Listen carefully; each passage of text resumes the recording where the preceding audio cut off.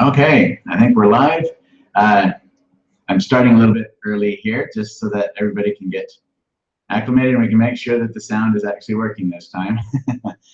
Now, we did a test again and it was working then, but we've done that in a couple of previous ones and it didn't work when we actually started the webinar. So we'll see if it's working now. So if you can, if anyone, whoever's on there, if you can put in the chat and let me know if you hear me, that would be great.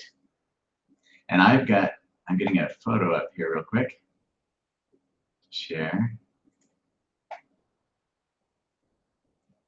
So do that. I just saw this here where I have some plants here and oh good, everybody can hear me. That's great. Finally, it worked right off the bat. That's good.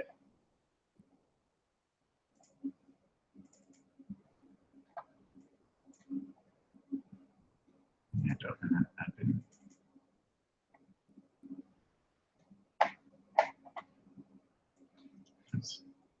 up. Won't let me move it. I can't see your comments at the moment because I was fixing a photo and it won't let me move it. So give me just a second to fix that and then I can look at everything. This is a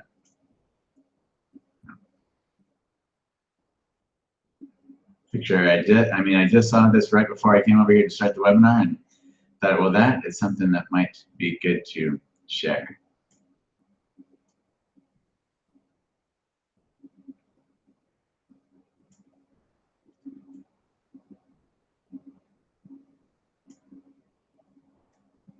All right. Yep, that'll work.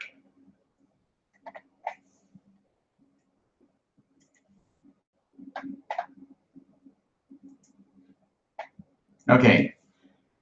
Hello, Renata from Mexico. That is great. Where's everybody else from? Where are you guys all stationed? I know we have members of the course and the monthly membership that are from just about every country I've heard of. So it's pretty fascinating to see all the places that people are.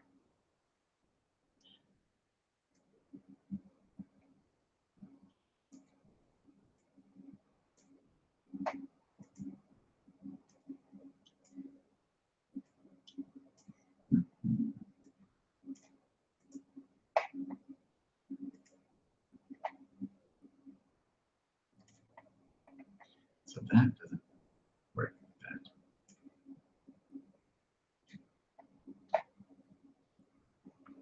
Okay, so Amsterdam. All right, welcome, Anne-Marie. Eastern Shore of Maryland. Ah, that's probably not too far from where my mom grew up. Colorado, I Spike, Canada, Indiana. Wow, we like Indiana. Los Angeles, Maryland.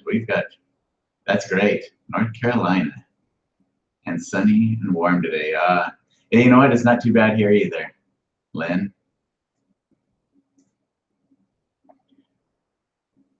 Oh, Texas. I bet you're probably warm too, Janice. So I'm gonna save this.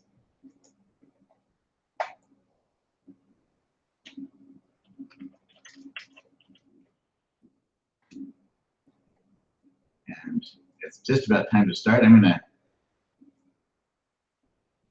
get this photo up for you and show you what I'm. So we're gonna do things a little bit different. Well, here, oh wait. No, it is now 12 o'clock. Okay, so we can start officially. Okay, I'm gonna start off today with a little bit of training question and answer, and then we'll get to the critiques. So it won't take too long with the training or with the discussion here of some art principles. But I thought this was worth sharing with you since we have been, oh, it saved it as a Photoshop document. That's not what I want to do.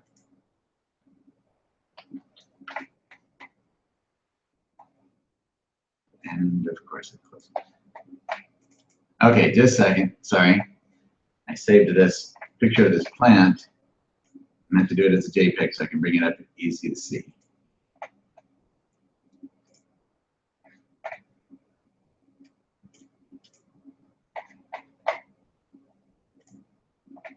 All right.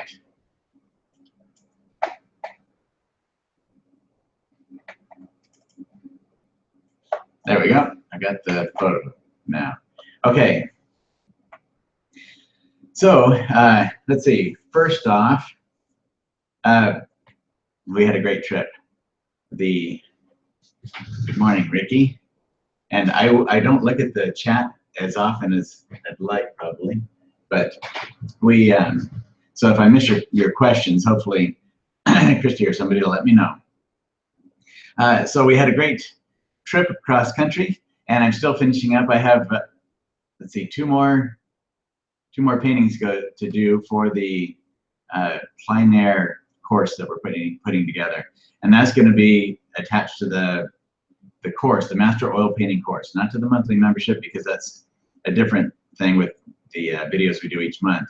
But it will be with the Master course. So anyone who owns the Master Oil Painting course, that'll just be a bonus that'll be put into there, a really big bonus. So with the plein air coast to coast trip that we did,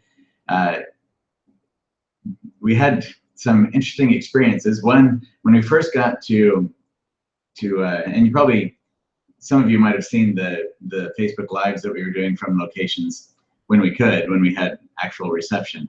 When we got to Kansas City, Missouri, it was really windy. We're talking like it got hurricane force winds out there, and it was so bad. I just thought that there's nothing we can do here. This is not going to work.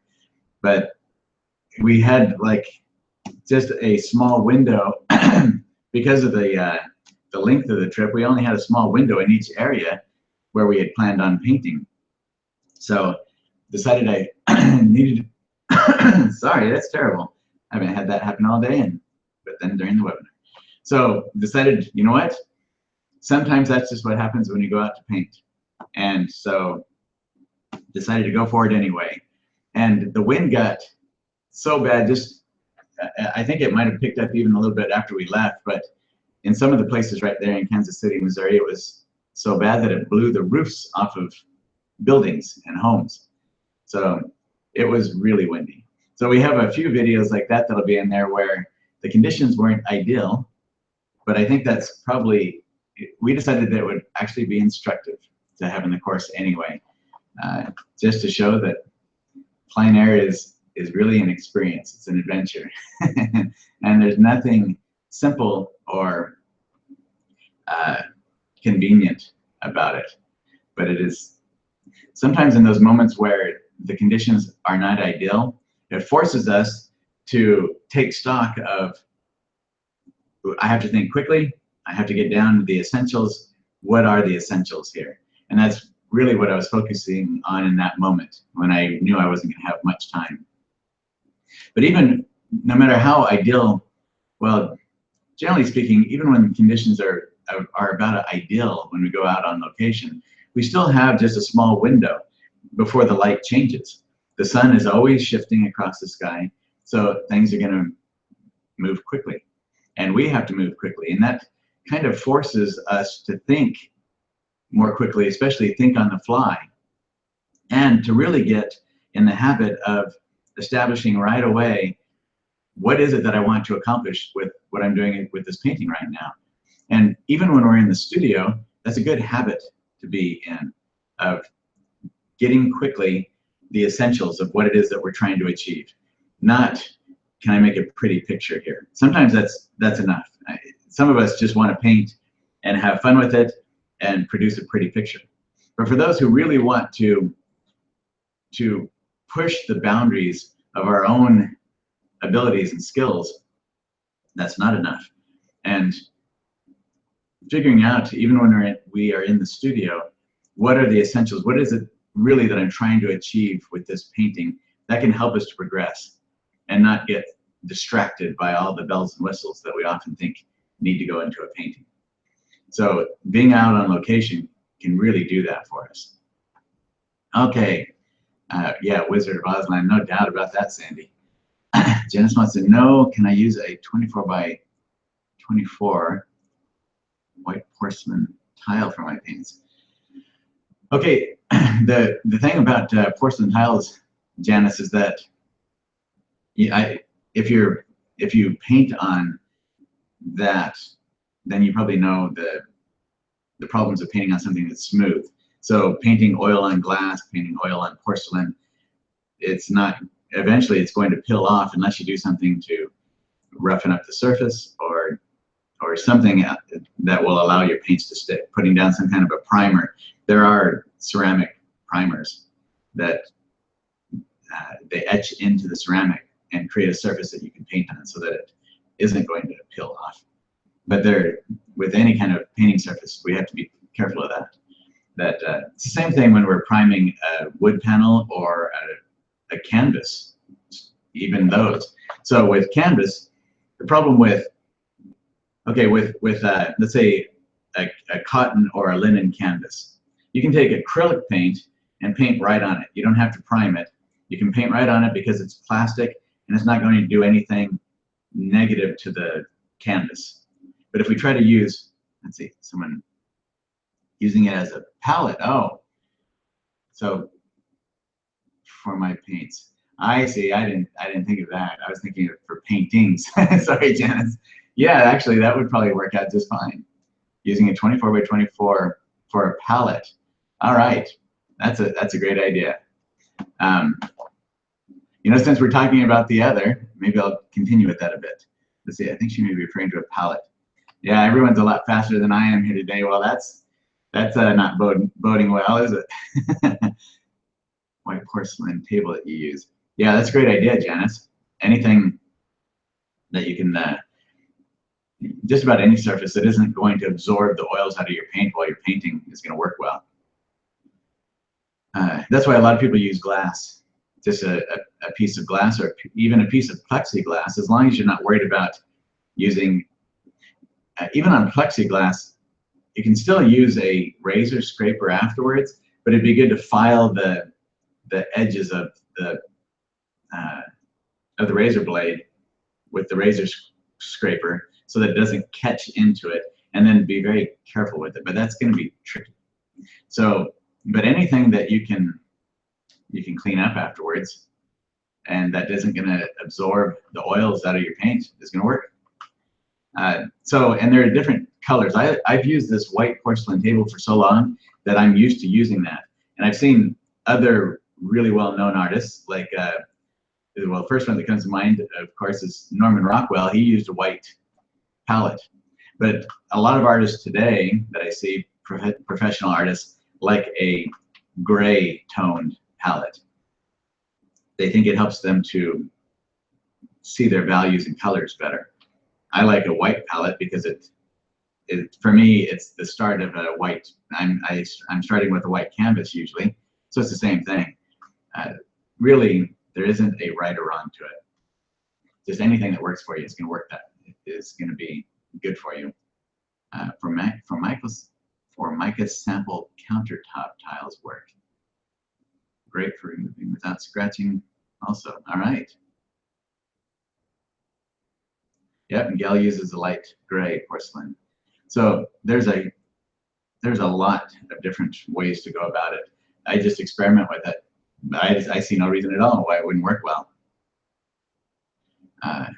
And that's plenty. That's a really nice size too, 24 by 24. That should work out great.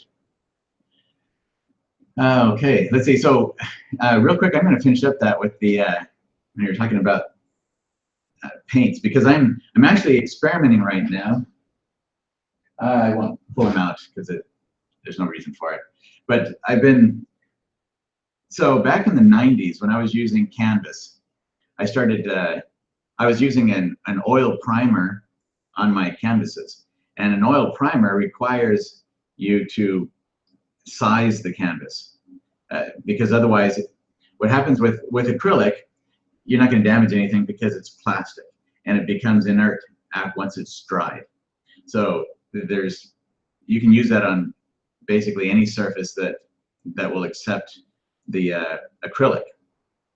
With oil, it's different. Oils will actually rot a canvas or wood.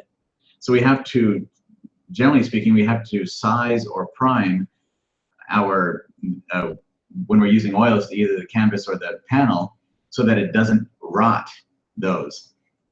You've probably seen that when you get oil on like a newspaper or something else, and you'll notice it becomes yellow, and then over time, it'll actually deteriorate. It'll fall apart. So that happens on any surface just about that we use oil paint with. So using a primer, like especially in the old days, they used rabbit skin glue. And I just saw a video by a fellow out of Australia. I'm drawing a blank on his name right now, but he was talking about, we use the MDF panels. I've been using those since about 2000, I think, is when I started, somewhere around in there, 2003 or 4 maybe, because I've been using Baltic birch panels up until that point, back when the Baltic birch was produced in Russia, and the resins that they used with the Baltic birch panels, I was using 1/2-inch Baltic birch panels because they were very stable and sturdy, and it was a furniture grade wood. But then they started producing it in China instead of Russia, and when they were producing it in China, the resins that they were using, the glues, were not waterproof. So the panels started to warp and bend and buckle, and it was terrible. So I couldn't use those anymore. Even with the 1/2-inch, they were warping. And so that's not acceptable in art.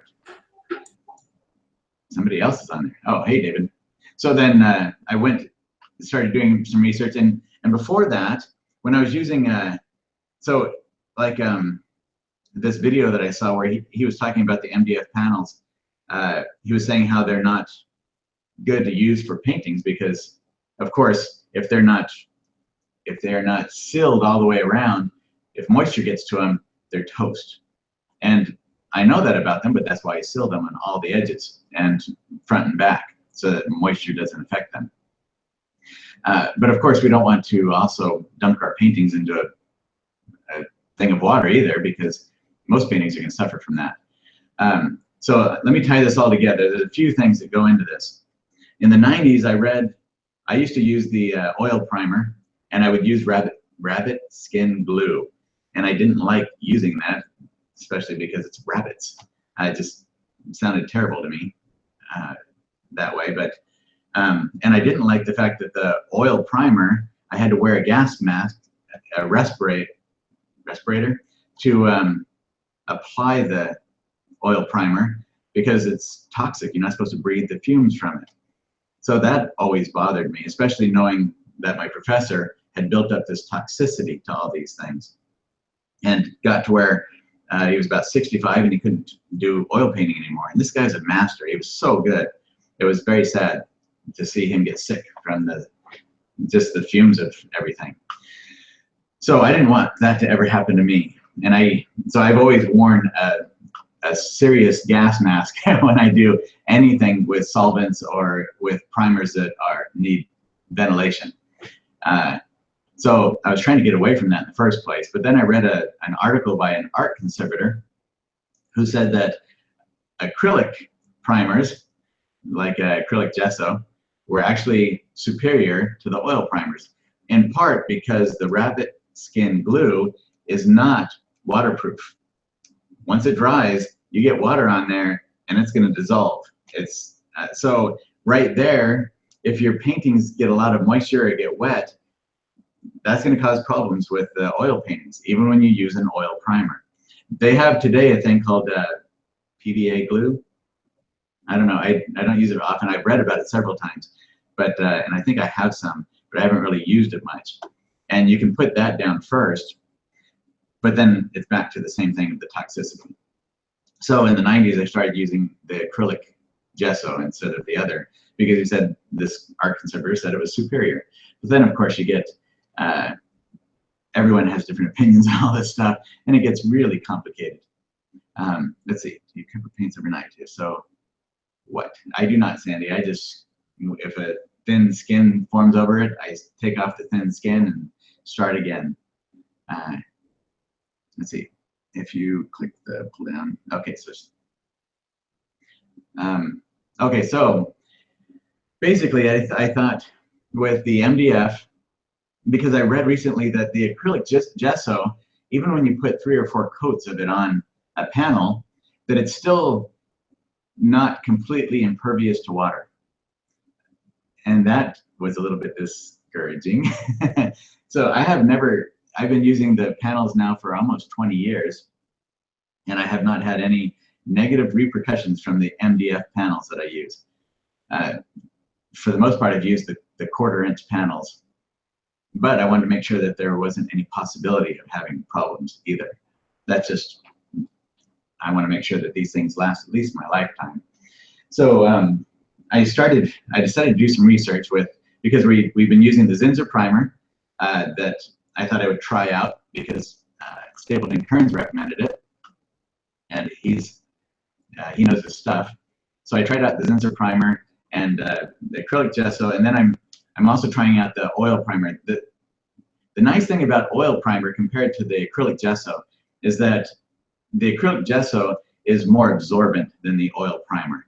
So if we're painting and we want to get down to really the white of the panel again, but we use something like an alizarin crimson that is really staining, if we try to get down to the white of the panel, we have to work a lot harder at it. And sometimes that stain is there and it's soaked in, and it's not next to impossible to get back to the white of the panel. But with the oil primer, it's pretty easy, or with a lead ground, it's pretty easy to get back to the white of your, you just wipe and you can just about get to the white of your panel again. The thing about some of these other primers though, lead primers especially, is they yellow over time. Yeah, you can take them back out in the sunshine and bring it back again, but how many people take their paintings off the wall and take them back out in the sunshine? So there's pros and cons to everything. And sometimes with the lead primers, they found that, or the lead ground, is that sometimes with certain paints, the lead crystals will actually move up through the paint and cause discoloration in paintings over time. There's no, this is the perfect way to do any of it. And it gets really complicated when you start reading on the internet or trying to research this out and find what is the best studio practice. I don't know that there is a best practice, but I decided to take my panels and fill up our sink and stick my panels in the water and see just how well these panels are going to hold up. So I did that with the ones that were coated with Zinsser primer, and the 1/8-inch panel didn't do well at all. I don't think I was able to seal the edges well enough. With the 1/4-inch panels that I had sanded more, I kind of rounded off the corners a little bit and sanded the edges just slightly with a palm sander. That did not warp at all. It didn't get any bubbles in it, didn't have any problems, nothing. It seemed to work out just fine. I'm going to do the same thing with the acrylic gesso and with the oil primer. I'm not going to prime my oil panels with a rabbit skin glue, but I'll probably use the Zinsser primer first and then put down the oil primer on top of it and see how that does as well. Or maybe I'll try an acrylic gesso and then put the oil primer on it and see how that does. But the problem with the oil primer is it takes, you have to wait days and weeks before you can actually paint on it and letting it dry. So it'll take me a little while to figure that out. But I'll share all that info with you as I go along. We're going to cut the opening Q&A and start into the critique session soon. If you have any more questions, throw them in quick. That's right, we're just about done. Let's see, this is, I'll share this with you right before we go to the critiques, a photo that I took today, just to kind of share some light and dark with plants with you. Let's see, have you heard of Gotrek gesso? Wood formula for wood. I have not. I'll have to look that up, Gail. What about waterproof hardy board? Like MDF, but water doesn't bother it. Jan, is that the same as like masonite panels? Because there's a masonite. Masonite is a good possibility, but there's so much back and forth with whether or not masonite is good because it's impregnated with oil. If you get the untempered masonite, it doesn't have all the same amount of oils in it, but it also is rough on the back, and I don't consider it to be as worthy as a substrate. But a lot of artists do use that. The tempered masonite, it has a lot of oils in it that are, I don't know, Ralph Myers and others have talked about it, and I've gone back and forth with it. It's very slick. So sometimes the primers don't want to stick to it as well. I've had some trouble with that in the past. So that's why I kind of gave up on it, because it was just a little bit more complicated to work with. The MDF was a whole lot easier to work with.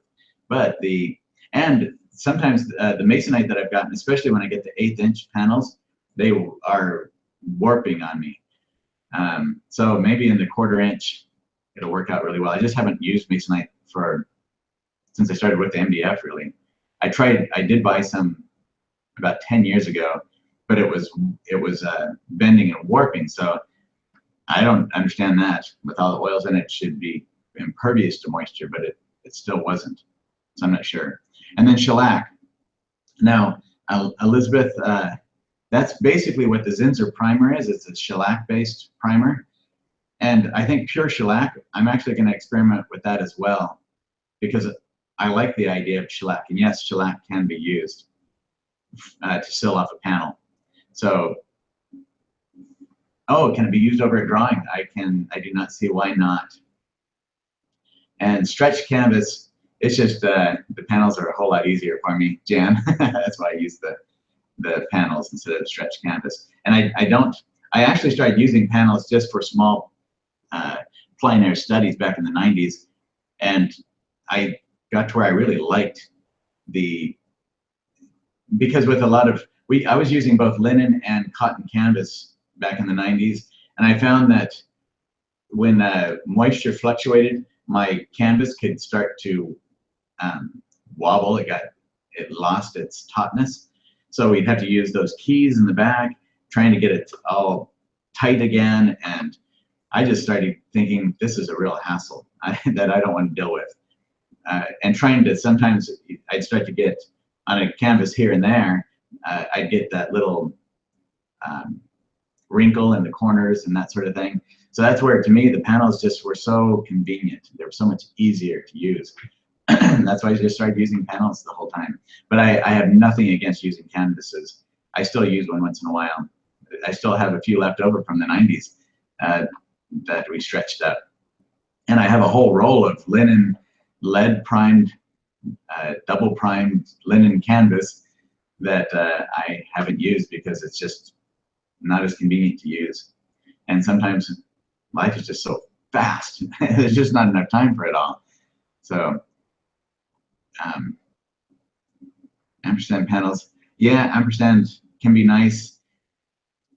I've used them before. In fact, I have quite a few of them in here that I haven't used because the way that they put their primer on, it has like a little dot pattern on it that I didn't like as much at the time. So I stopped using, and they are expensive. They're a whole lot more expensive than using the MDF. But for people who don't have a saw, you can't cut the MDF, that's a convenient way to go. Let's see, now for plein air, I was going to suggest that for those who want to do a lot of plein air painting and just want to go out because most plein air painting isn't about getting a finished painting out of it. Most plein air paintings are not going to turn out well. Even for the best artists, a lot of them are not going to turn out well. They're just out there to get the experience and to do some study. So one of the things that I'll be putting probably talking about in the course is getting a big sheet of watercolor paper or something else that isn't acidic, and then and that has a little bit of stiffness to it. It doesn't have to be too much. You can put it on a board and just tape it on there. But gesso that, prime that with like the Zinsser primer or an acrylic primer, and you can oil paint on top of paper. You can oil paint on top of anything. And then you can just cut it with scissors into whatever size you want, go out on location, do a whole bunch of little small studies, and just focus on maybe a rock or a branch of a tree, or the way light is going on the side of a building. Just one little section of something, not trying to get in a big dramatic monumental scene, but just little studies. And we can progress so fast doing that. Our mental reservoir of the way that light works in nature and atmosphere and contrast and getting our values correct, color, temperature, all of that sort of thing, we can really hone in on those just by doing a whole bunch of little tiny studies, and confine ourselves to maybe a half hour or an hour at the most for these little studies, doing them very quick. And by the time you get through 400 or 500 of those, it sounds like a lot. But if you think about it, in an hour, you could spend, because the light shifts so quickly, really an hour is about as much as you want to do anyway. 2 hours tops before the light is completely different. So taking these little pieces of paper, putting them on a board and sticking them on our easel and doing one after another.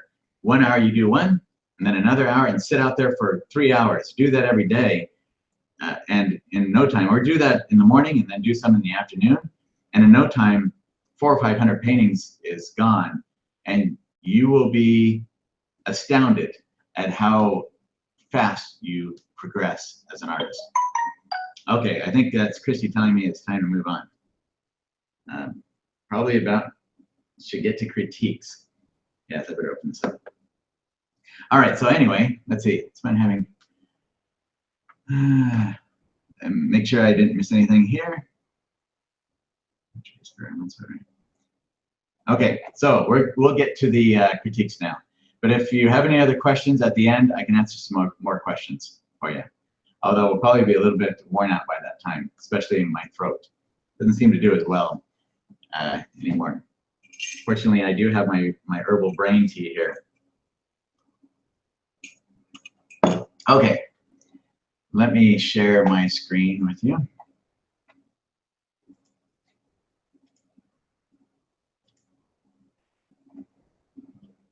All right, so everyone, can you see that well? This is, I was just just coming back from my tool room in the back, getting ready to come in and start the webinar, and I saw this plant. I have several plants here in the back because that faces the sun a lot. And I saw the different, and it's not as, it didn't come out as well here in the photo as it does looking at it in reality, but this does give you a little bit of an idea. So when we're talking about highlights and translucence and all that in plants, I'm just about to release the peony video onto the monthly membership. That'll be next week that we'll be putting that one on there. And so when I saw this, I thought, well, this is perfect to kind of show that. So you notice how the light is actually coming down and hitting on this side of the leaf right here. And notice the difference between the sun shining through with this bright translucence on this leaf and the light actually hitting on the leaf on this side. And then the different, like here's a shadow on the edge of a leaf on this part. This part of the leaf is in shadow on this leaf, but this one is the backside shadow. So there's a difference between the shadows right here as well. And then when we get inside, this is even a little bit different type of a shadow. So when we're looking at painting flowers, when we're looking at trees, anything that we're painting, when we think about, because we're going to talk about light and shadow quite a bit in the critiques, when we're thinking about light and shadow, there's a lot of different types of highlights and light and dark in nature. Not just, it's not as simple. And then you see the highlight on here, the way, how bright that gets. So you can see the difference between the outside part of this, and as it gets farther into the plant, as we get in here closer to the plant, it starts to get darker and we get a lot more light on the outside of that. Those are a lot of the principles that I'm talking about when I share videos and paintings with you, is that those are some of the things to keep in our minds when we're painting that will help us to, if we keep those things in mind when we're trying to think about putting together a tree, and we have light on one side of the tree and the shadow on the other side of the tree, that it's not just a here's shadow and here's light, and the light is all the same, shadow's all the same. We've got warm and cool. This light right here, this highlight where this light is coming down on it, is a cooler light than the translucence that's coming through on the back side of the shadow. This is much warmer. And then this little bit of light right here, this light reflection, that's even cooler than the light that we have over on this side. Even though they're both catching the light, this is almost a blue compared to the yellow right here. Yes, Christy? Scroll down for Joy's question real quick. Oh, scroll down. My question, and hello, visible to me. You see it at this point. Let's see, Joy. Your 10%, can you keep going with the filming so we have marks? When is the painting done? Okay, so with the, you're talking about the final 10% video. Is that with the aspens, Joy? And that's a big 30 by 40 aspen painting that I had finished for that. So that, actually, I did film that painting.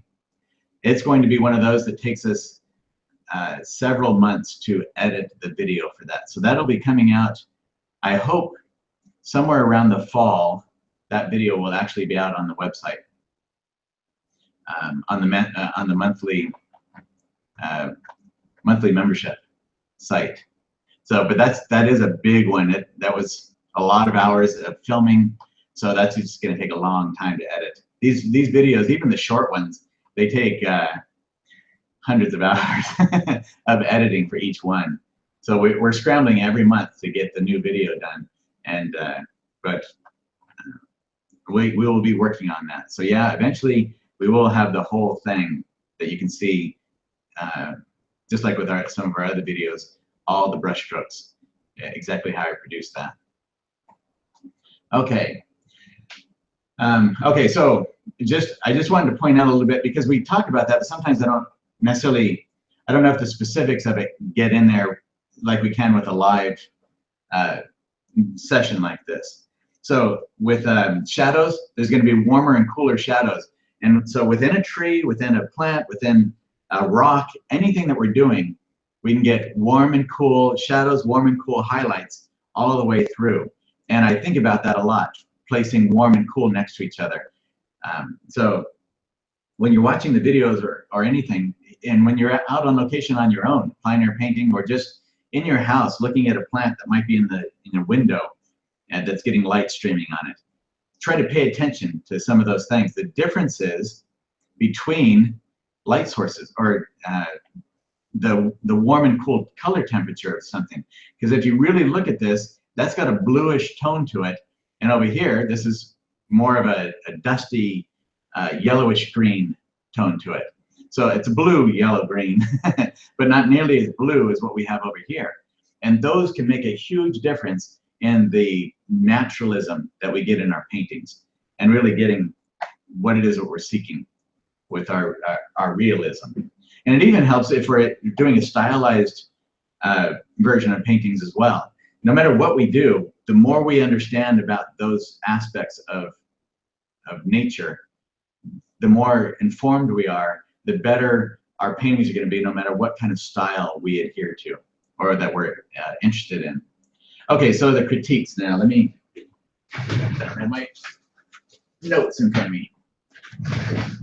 Okay, so this first one is by Spike. And over here to the side, hopefully I will not forget, we'll be coming to a painting where I'm going to talk about the artist used some little blue light highlight or dabs of color like that in her painting.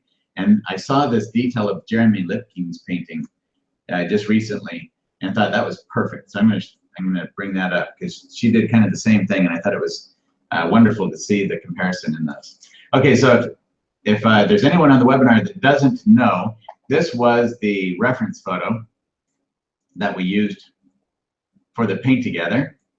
And I did a long panoramic like this so that if somebody wanted to, they could just crop in and capture just a small part of it. They could capture just the trees down here, whatever it is that you wanted to do. Or you could do the whole scene if you wanted this way.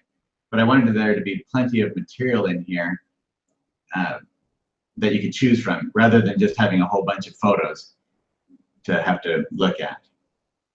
And so for me, I would also take this photo and put it into Photoshop and probably try to heighten some of the areas of it a little bit, maybe increase the saturation of some of the colors, maybe that sort of thing. Just play around and experiment with it before I actually started painting. There's a lot of things we can do with the photograph. But I did try to get the coloration in it as natural as I could. But you can see that from this side of the sky to this side of the sky with the different photos, when Photoshop pieced all these together, there's still differences. So photography is never going to be perfect. Well, they are getting closer, but it's never going to match the human eye and what our eye and brain can put together, what we see. We see millions and millions of colors, and the camera is never going to do that. It's just not going to get it. So, all right. So knowing that that's our reference photo, let's get to some of the paintings. And we noticed that a couple of people did some that we didn't realize they weren't actually Estes Park. Now, Spike had done Estes Park earlier, but then we noticed that this one I don't think is Estes Park, because I think he said that this was outside of his, he can see this from his home. And he's in Southern Colorado, so he's not going to be seeing these peaks from his home. But we'll go with this one anyway, because we didn't notice until after we'd gotten everything in here. All right. A Photoshop lesson would be great. Jan, you know what? I need some Photoshop lessons as well. I've been using Photoshop since, I think, since we got our first computer in 1995. And I still have not taken the time to really learn it well. I know enough to get by, but not enough. But I do have some great courses on it. I'll try to learn some things maybe this summer. And I don't know, it's been a real struggle to keep up with everything, especially trying to paint for the galleries. I've sold several paintings here recently, and I haven't even had a chance to catch up on those. So I will do my best though, Jan, to do something like that. Okay, so Spike. There are just some really beautiful colors here in these mountains. And your foreground down here, this works really well too. You have such a nice natural feeling variety in your plants and rocks and the placement of them. So this leads really well into the painting. A couple of things that I wanted to point out. And I'll try to go through these quickly, guys. I know I get long-winded. I apologize for that. So I'll try to stick to the notes. Sorry about that. I have something in my windpipe. And just get to the pertinent points. And then if somebody wants me to go into their painting more afterwards, after we get through all of them, I'll do that. All right? So if you want to stay around for the whole thing and you have some more questions about your painting and want me to go into it a little bit further, I can do that for you. But I'll try to just hit the pertinent points right off the bat, so it moves along quickly. Okay, so beautiful color, nice foreground. The reflections in the water. When you get a reflection in water, the darks are going to get lighter and the lights are going to get darker, almost always. Now, sometimes you can get a crystal clear lake or something like that, where you get almost an identical reflection. That's different. I'm talking about, this is a river, the water's moving, there's movement. It's not going to be like that. It's not going to be crystal clear. And even then, your reflections down here are actually brighter than your trees are. So I would suggest that you darken, and I don't mean like take, actually, let me show you. Come in here and get my correct tool, eh? All right. So just darken the value, don't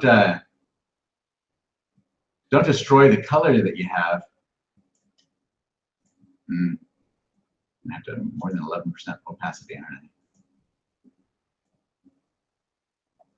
But tone it down enough that it doesn't overshadow what you have here in your trees, because the trees are beautiful, so you don't want the reflections to take away from that. So it's just, and that's not necessarily the color. See, that's very gray. You don't necessarily have to go gray with it, but definitely darken the value from this. Oh, that's what I should start with. Here, we'll try that. I'll try that color. Oops, wrong thing. That color and darken just a little bit right there. So basically, you're taking the same color that you have in your trees, but you're getting it just a couple of degrees darker in value. Just like that. And maybe just a little bit darker than that. So anyway, that's the sort of idea behind it. And your mountains, that's working pretty well, I think, overall. So, and then maybe soften out with like bringing in some of this color here that you have.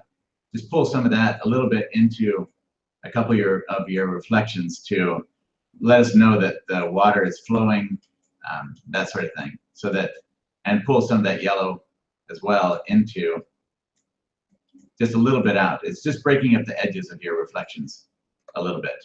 Unless, of course, you're really wanting this to fill, because I see rapids here on the rocks a little bit. So unless you're wanting this to feel very smooth so that we see a kind of a crystal clear reflection, then a little bit of motion back and forth at the edges of your reflections can help create naturalism. And then in the dark line, I would probably minimize the dark line on your bank here. So that, because you have the dark line over here, creating a dark line on this side, a bank does, this is perfect. This kind of darkness that you have, that feels like the bank is just a little bit wet and it's moving out into the water. That's perfect. Right here, you've got kind of a line. It almost feels like we're seeing a bank, the side of a bank, rather than a gentle transition of land moving out into water, and water lapping up onto the land and back and forth, creating kind of that darkness. So this little spot, if you can see it right down here, and hopefully, I know it's hard to see.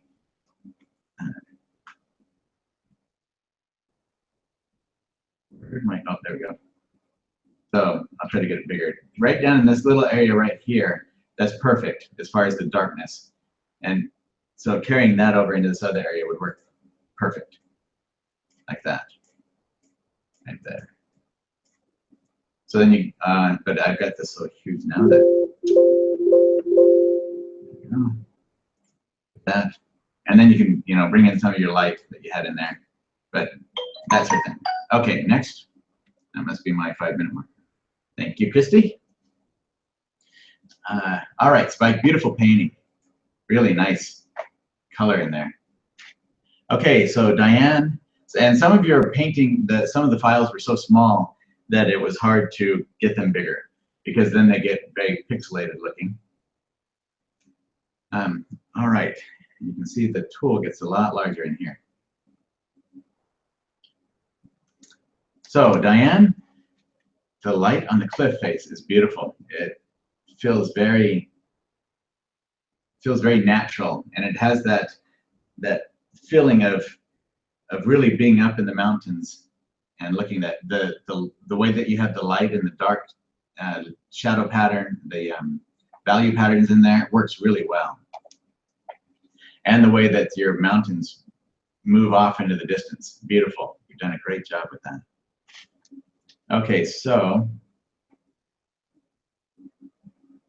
and overall your foreground is working well in here. So the reflect, oh, so let's see. You have some really nice hard and soft edges in here. I love that.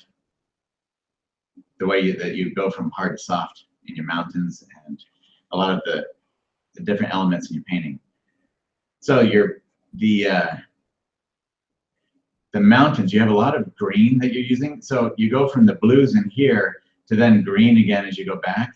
And generally, it's nice that the values have gotten very light as you move off into the distance.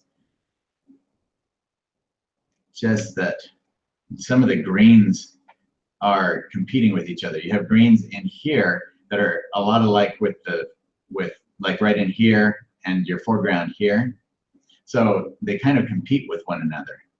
So either heightening the color a bit in your foreground or changing just a little bit. You have some blue in here that's different than what you have down in here. So and I'm not sure if I could show that with Photoshop quickly. Let me see. Maybe. This, and that's not the color. So maybe just a little bit warmer in some areas in here. Just a bit to create distance, because we have quite a big house and it feels like your mountains are moving off and are large, but with the size of the house and the color that is so similar here to here, it's not necessarily feeling as if we have the same distance that you might want to be telling the viewer that you have in there. Okay, let's see what. And so mainly it's just the temperature of the greens that you have in the front that are basically the same temperature just about that you have in here. All right, I think that was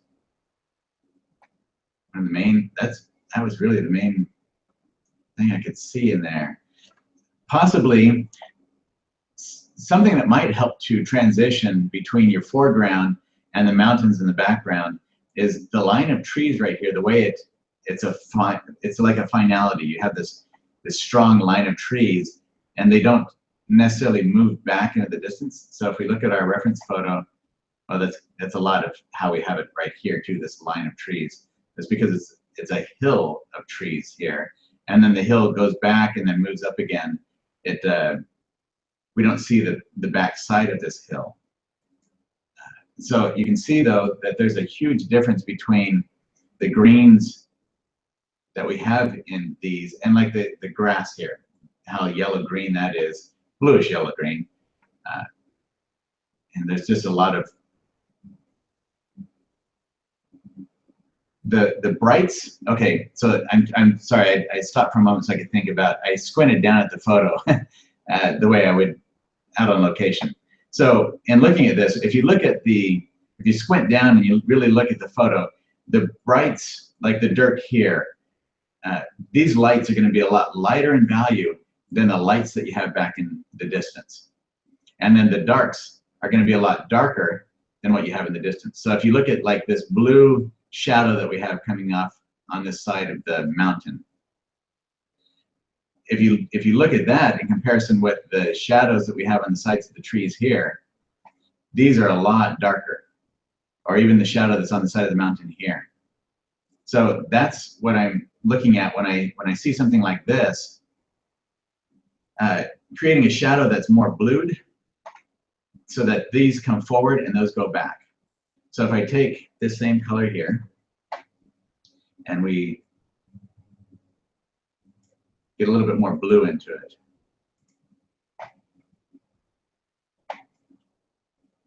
And I'm not saying this is the color to use, or the values or anything are correct with what I'm doing here. This is really done to be quick. But that can start to push that back into the distance. And then you can even lighten up as we come more into the light in this area. So that isn't necessarily by any means, Diane, the right color or anything. That's just, it's for dramatic effect, just to show that the difference between your background and your foreground and how to push those back. And then these can become even more so.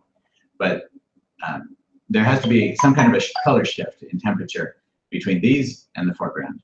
Okay, next. Earl Davis. But otherwise, I mean, really don't panic over it. Just kind of experiment with maybe a little bit of dry brush glazing over it that you could wipe off if you need to experiment with it. And it doesn't have to be dramatic like I did here. It can be subtle, because you really have some beautiful things in your cliffs over here and in the mountains. I love the way you've got the broken edges on your mountains. Excellent, very, very well done. So do some subtle experimentation with it. All right, Earl. I really love the way you've done your colors in here, the way your mountains move back into the distance, Earl. Very fun, and it's more of a stylized kind with the way that you have the harder edges, but you do that throughout, so it all works well together. And then, of course, all the color variety that you have is outstanding. Just even in, let me get a color that I can play with here. Just look at this area right in here. You have so many color shifts in there. It's just beautiful, really well done. So the thing that I noticed right off is that your houses, they look like they're floating on top of the trees. They don't look like they're houses that are surrounded by bushes and trees. They look like they're bobbing on top of the trees.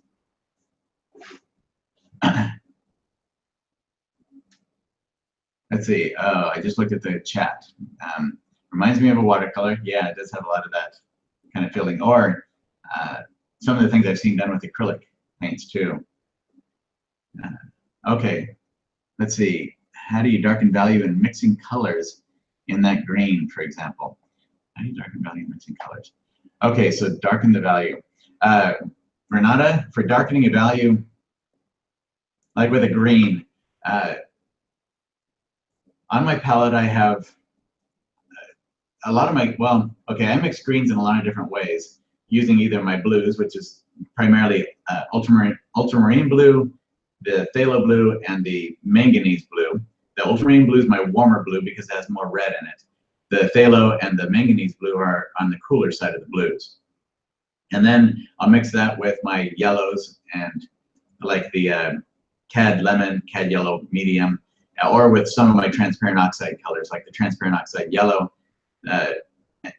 also called earth, or the transparent oxide red, transparent oxide orange, that sort of thing. So I can use just my blues and my yellows to mix some greens up, and temper those with even adding in some cadmium red medium to it if I want to gray down the green.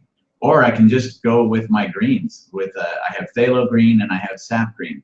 Sap green is the warmer green, and the phthalo green is the cooler green. The sap green has a little bit more red in it that gives it that olive look to it. So I can use those and do the same thing. Mix it with my yellows, with my transparent earth colors, or with the reds. So I can take like sap green, which is already a fairly dark green, and a little bit of ultramarine blue to it, or some alizarin crimson. Taking sap green, adding a little alizarin crimson to it, that really can create a really beautiful dark green. So there are a lot of different ways, just experimenting with your colors to see what exact dark green you're looking for. If you're looking for a cooler dark green, then some phthalo green mixed with maybe some alizarin crimson can really create a dark green. Or with even taking the phthalo and warming it up just a tad with some cad red medium maybe. Or adding a little bit of ultramarine blue and some alizarin crimson to it.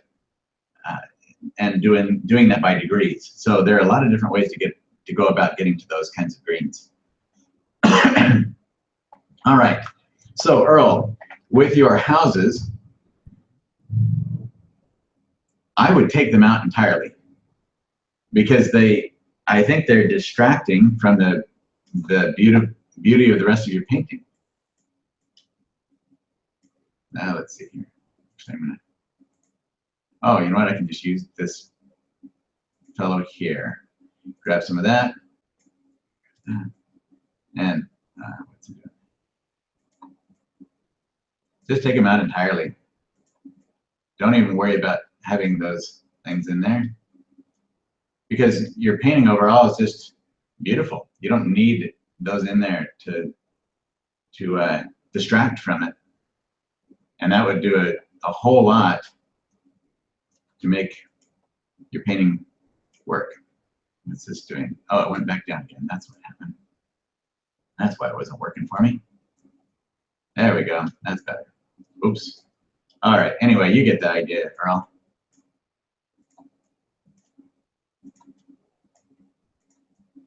So already, yeah, I'm going to take these out so we can see that. That little guy.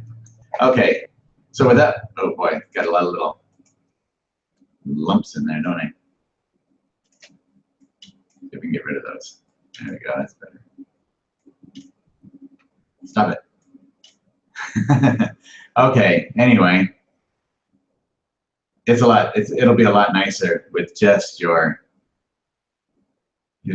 way that you have the beautiful colors in here. There we go. Alrighty.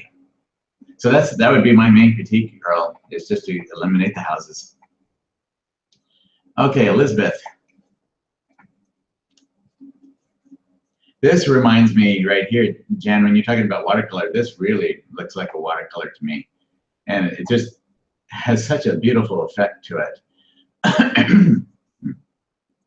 And this is what I was talking about with those blues. Elizabeth is one, so she has these little, if I can get a color that you can see. She has all these, oh, I'm on the wrong tool. That's what's going on. There we go. All these blues in here. Those are fantastic because they really give a whimsical feel to it. So this, and I was trying to point out here, Jeremy Lipking used the same effect. He put these blues in here in spots where there's like a shadow.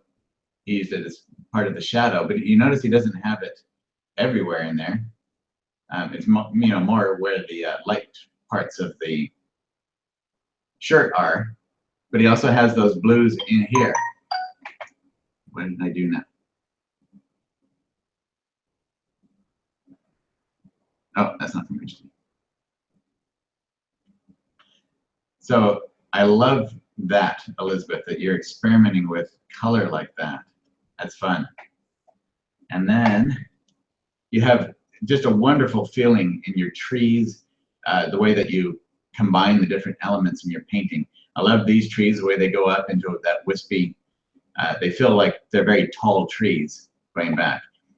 So the thing that I would suggest is these right here, these tops right here are not, they're uncharacteristic of the rest of the painting.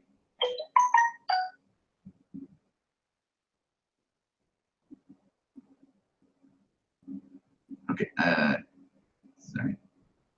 Oh, sorry, I was looking to see if that was Christy, it was not. Okay, so these are uncharacteristic of the rest. They're and you have some that are coming right up into the mountain. So these are all nice and soft, like watercolor would be, and then you get these that are stark. So if you can kind of rub those back or get rid of those, I think that would help the painting, or even just soften out some of that, the edges of them, the tips of them, so they're not quite so spindly like.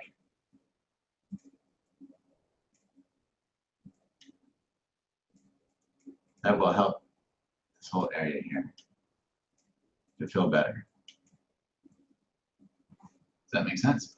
And then, let's see, do I have anything? Okay.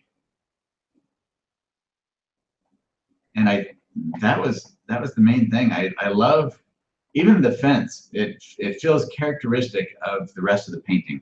A lot of what you have in here around the house, it matches that kind of feeling. It reminds me a lot of the watercolors that I admire. I have books by them. So it has a very simple feeling that way to it. So that's really the main thing. Now the white here at the bottom of this, it seems as if it doesn't quite match the blue that you have right here. I like the idea of having it glow, but I think it needs to transition a little more softly into the other colors that you have back behind. So maybe if you take this color and let's get this color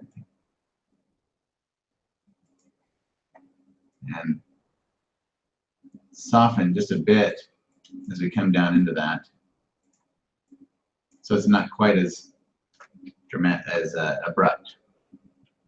And I need a, whoa, that's not the right one.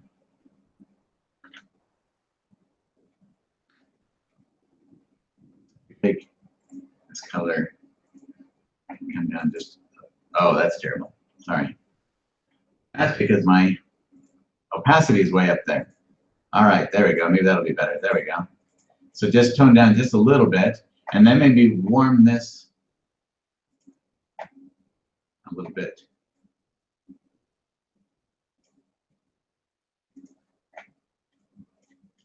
To kind of match some of the yellow that you have down here in warmth. So it's not quite white of the page. And then bring some of that up a little bit, maybe into the sky. I'm not sure. Anyway, some experimentation there with that. Okay, that's it, Elizabeth. Beautiful painting. Really successfully done. Okay, Anne-Marie. So your mountains, they recede beautifully into the distance. Great change of color and color temperature between the lavenders and the blues that you have here. These are really beautifully grayed down blues in your mountains. And then your truck and the tree here, they work out great. They just seem like Christy, when she saw this, said just a, oops, that's not gonna work. She like even a painting just like that. That's not showing up very well either. But the truck here, she just we love the way that worked in here. It's very natural feeling. Nice job. So the thing that stood out to me right off is you have this, and I'm gonna have to get this so you can see what I'm doing. This mound of trees right here, it kind of ends right there abruptly, and it feels it feels like a hill of trees that is kind of following the contour of this tree, rather than a hill of trees that is carrying across the painting. Oh yeah, Christy also talked about that. It could be an art. The fisherman looks like he could be an artist painting out there. I like that idea. And he's got somebody coming over there to see his beautiful work, or her beautiful work as well. All right. So, and then you have just like a couple of areas of bright that are just bright in there. They don't flow through the trees. It's like they're just suddenly placed in there. So down here, this group of trees, you've got some really beautiful color transitions and changes in here. But then when you get up into your green one, you have you've got some blues and different colors in there of warm and cool greens and color temperature. But but like these bright clumps right here, there's no real light and dark pattern to it, no light and dark structure. And then this right here. So bringing this across fully will help. I think you're trying to keep from combining into this tree right here, but it's actually bringing a lot of attention to this line in there. So let's see. I would probably actually have to tone that down. Get this. Let's pull that across. Different. Let's pull it straight across. And then you kind of create a shadow right here, which this tree is on this side of the bank.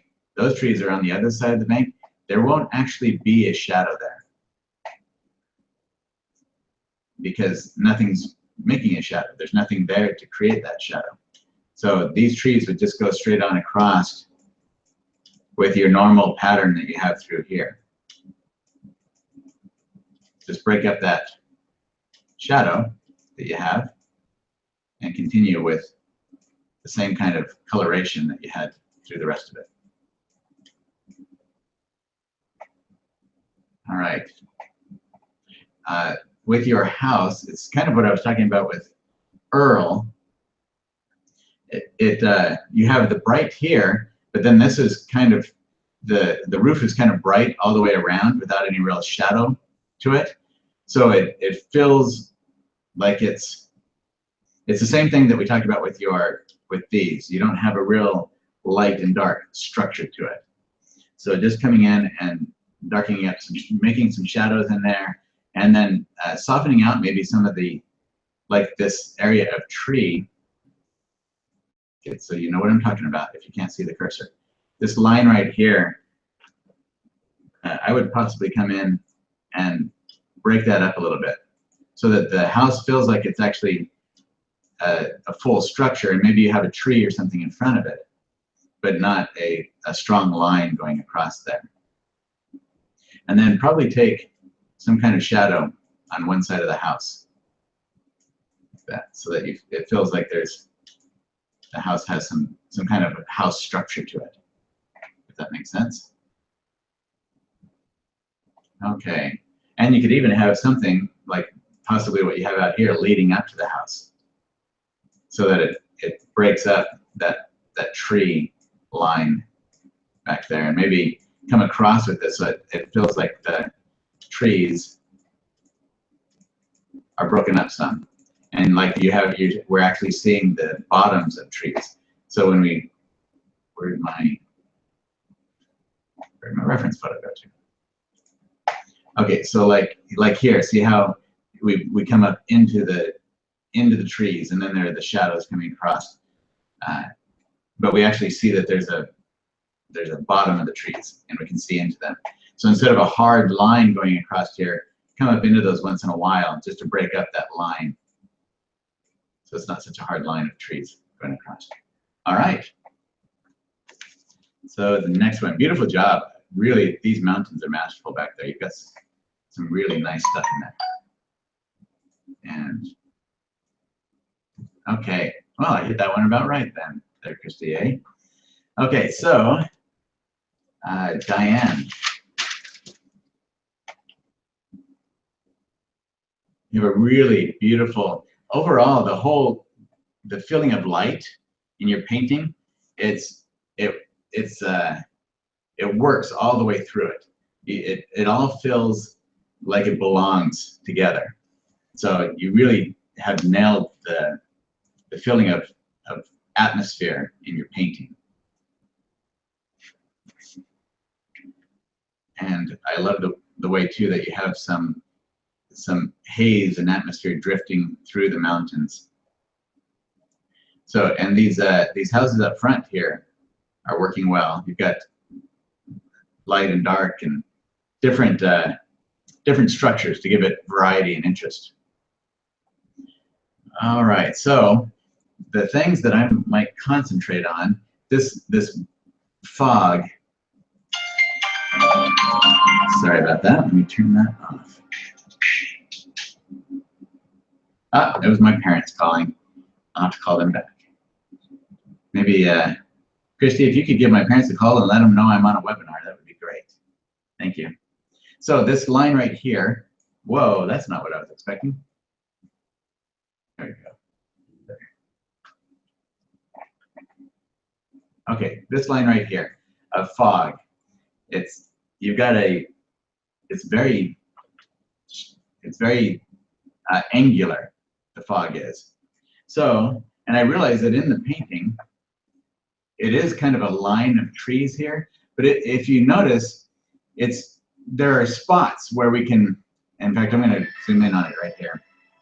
There are spots in our trees where we can see the definite separation between the trees in the background and the trees up here, because like that shadow is so much darker in value than anything we have back here.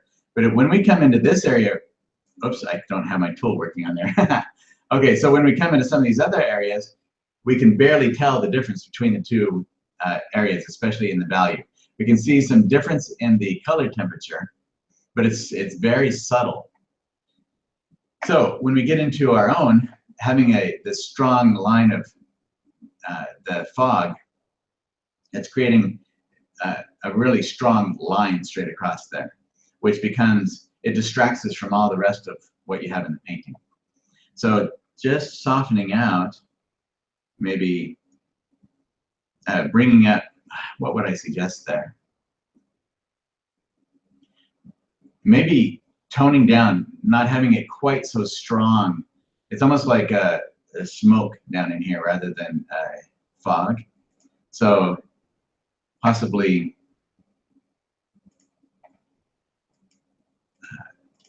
no, that's wrong opacity. Sorry.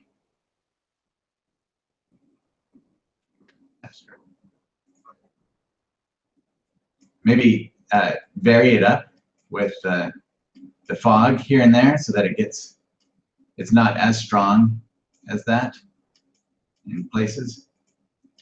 And then with some of this, carry some of that up into the trees up in here.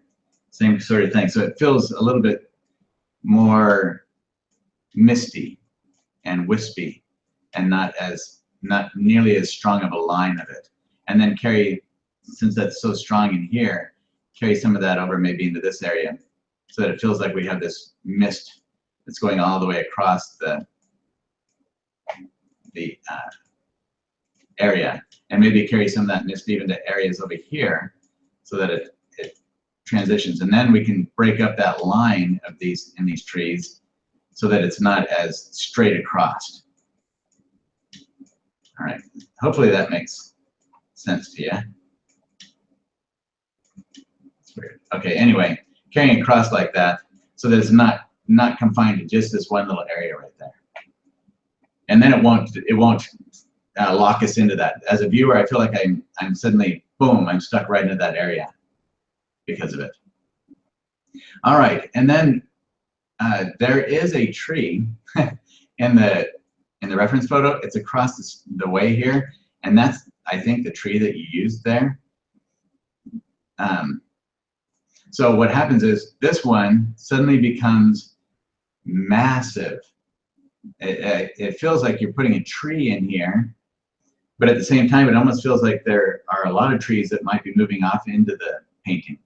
So I would either cut that tree down to maybe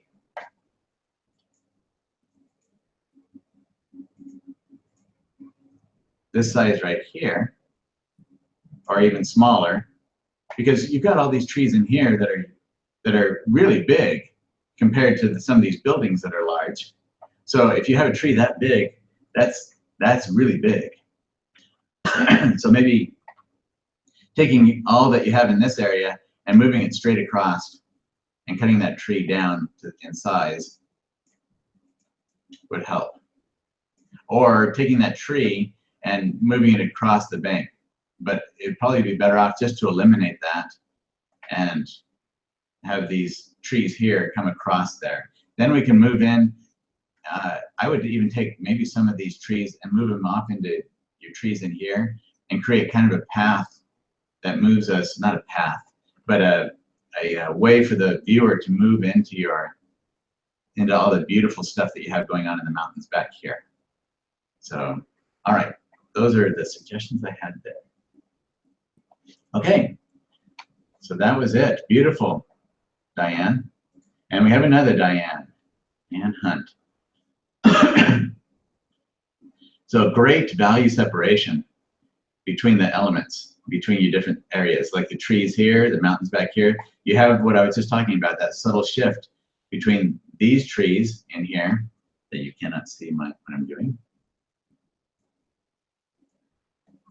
Okay, between these trees here and the area back in here, you really transition the two areas so that they separate well. Beautifully done. And then all your foreground, the grasses and the trees, all of this, you have nice movement in here through it, where it's not just you don't have just a straight, hard line going across there. So really nice.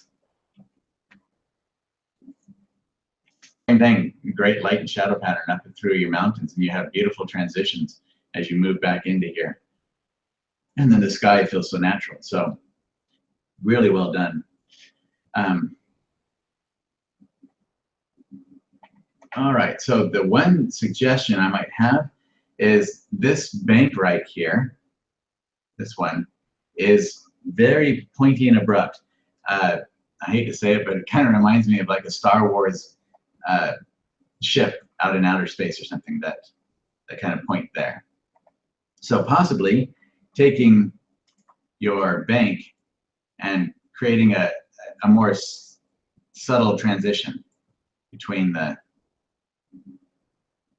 water here, just so it's not quite so strong and dramatic moving out into there.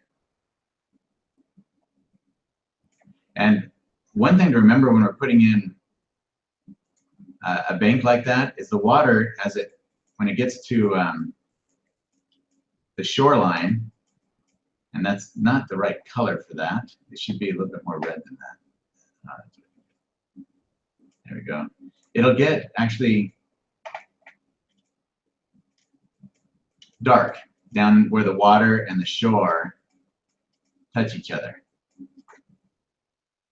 And then if we take some of this and brush over the top of that, the water color, that'll get just about the right bank color for that, so that it tones down the front. So it's not a real bright color where the shore and the bank meet up.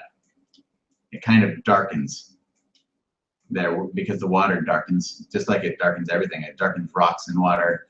It darkens dirt, gravel, sand, anything will get darker when it gets wet. So that's what I'm talking about, that darkness that occurs when the water hits the shoreline. So that sort of thing right there can help to create a more natural feeling or natural shape to your bank. And actually, I probably need to, whoops. I'm trying to make it so you don't think there should be like an abrupt curve around necessarily. I mean, you could just bring it out more in different areas, or you could bring out and have some different like movement through it. It doesn't have to be an abrupt curve like that either. Same thing, just softening down maybe the abrupt triangle that you have here. It's so angular, it really demands a lot of attention, probably more than you necessarily want it to have. So if you pull some of that, just, or actually even just cut down just a little bit on the angle. It doesn't even have to be a huge change. Maybe just a slight change in the abrupt point of it coming out there will help that. Okay, and let's see, anything else on there? That was it. That was the main thing that stood out to me. So I like, though, that you do have this one coming beyond where this one is. Sometimes people end up matching them up right here by cutting off this bank. So good job with that, with the composition in there. And possibly taking, it almost feels like your river is coming over the top of these rocks rather than the rocks going over the top of the river here. So I might take like one rock and move it up a little bit beyond and break up this line right here of rocks. Just a tad. Maybe take one down a little bit so you have that same variety that you had so much in the rest of your painting. Bring that same kind of variety into this part of your painting. Like that. Pull the river down into there. All right. So next, beautiful job, Diane. Okay, Janice. So I love the lavenders that you have in your mountains in here. And really nice movement and separation in the trees and in the dirt. You're doing what we talked about, where you have the dirt coming up into areas and moving through it rather than a strong hard line across there. So that's excellent. Let's see, the house that you have in here, right over here, it's kind of there all by itself off on the left. So I might take that house and just shift it over into this area of the painting maybe. Or even better would be to eliminate it entirely. Just take it out. Don't even worry about it. Although, you know what? Not necessarily. Okay, so we had two versions of your painting, and this was your most recent one, Janice. But the other one is longer, and it has your signature in it. And it has some really strong oranges in the dirt, which what I do like about the house right here is that you actually have the red in here. And that spark of color is nice with all the grays that you have in your painting. So if you could either shift the house over or just take maybe some of that color that you have in that and move some of that into some of the dirt areas that you have in your painting, and just to give it some color, maybe bring in some oranges into some of this down in here. That's not quite as strong as I was wanting. Not that strong, sorry, more grayed down than that, but a little bit of color here and there. I like, and sometimes it just has to be like a little tiny spark of it somewhere that just enlivens. It's nice to have a lot of grays, beautiful grays in your painting, but then to just have a little spark of color here and there can really punch up a painting. Let's see.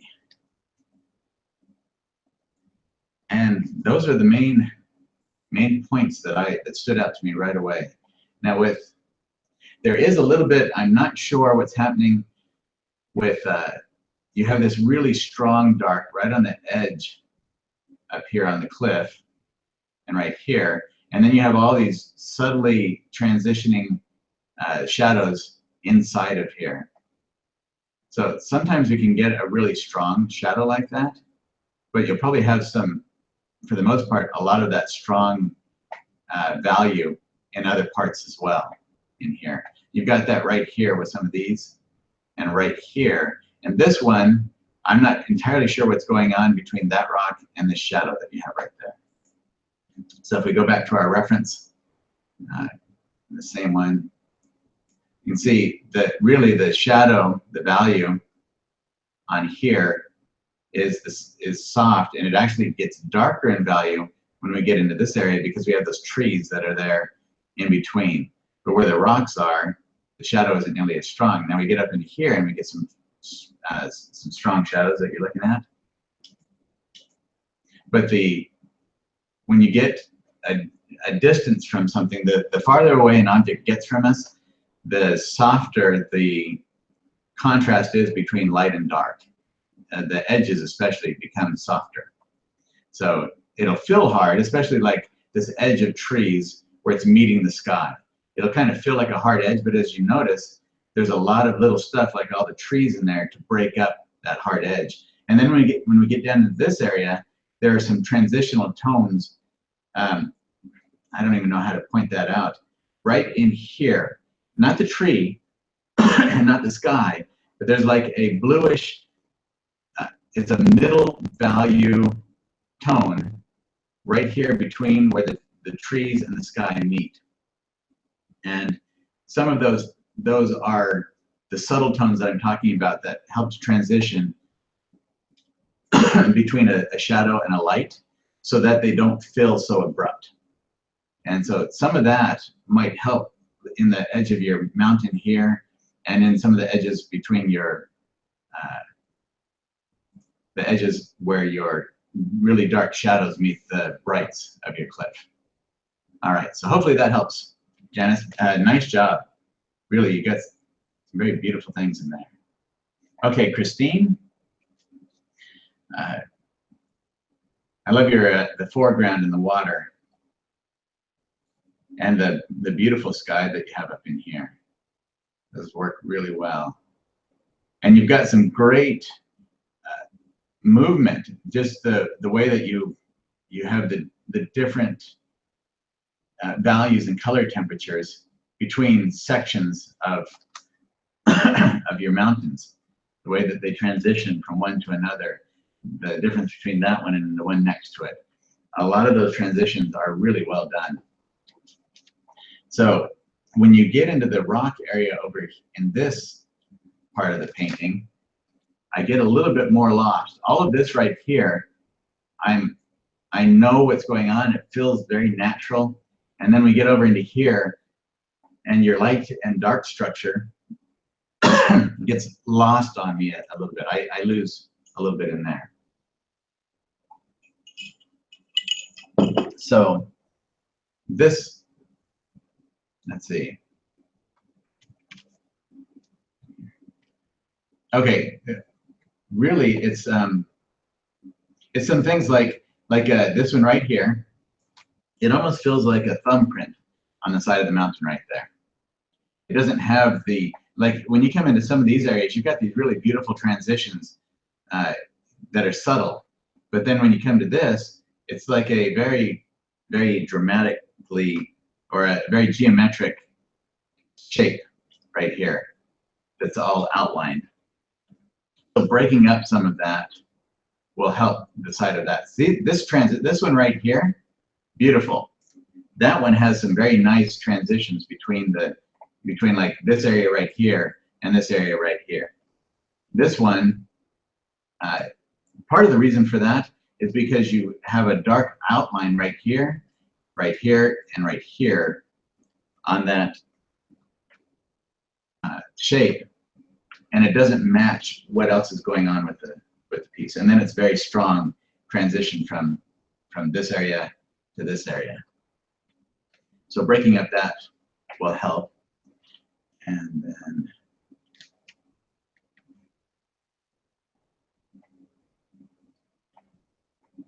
I have on here an abrupt cut between, great. Oh yeah, the abrupt cut right here between the two sides, between your green left mountains over here and the mountains over here. So if you notice in the reference photo, there's an angle to these that angles out, and your angle is going more in. So if you just take, actually I would probably cut back a little direction.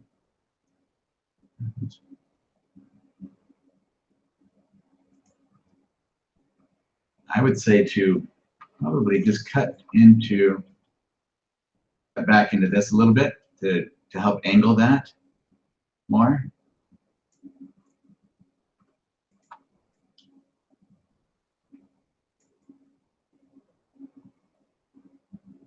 That, and that will help then to not have such an abrupt movement or an abrupt transition between the two areas there, like that. Okay, and so in softening down, like just cutting into it, maybe making it have a little bit different structure than what you have on there. Possibly pull this very small. Let me get little so I can show. Kind of like what you have on this other one over here. It's a real subtle movement over, like that. So you start to get a definite structure to it. So it feels like there are rock faces and shadow that are in the light and faces that are in the shadow, that sort of thing. And then maybe take this part out.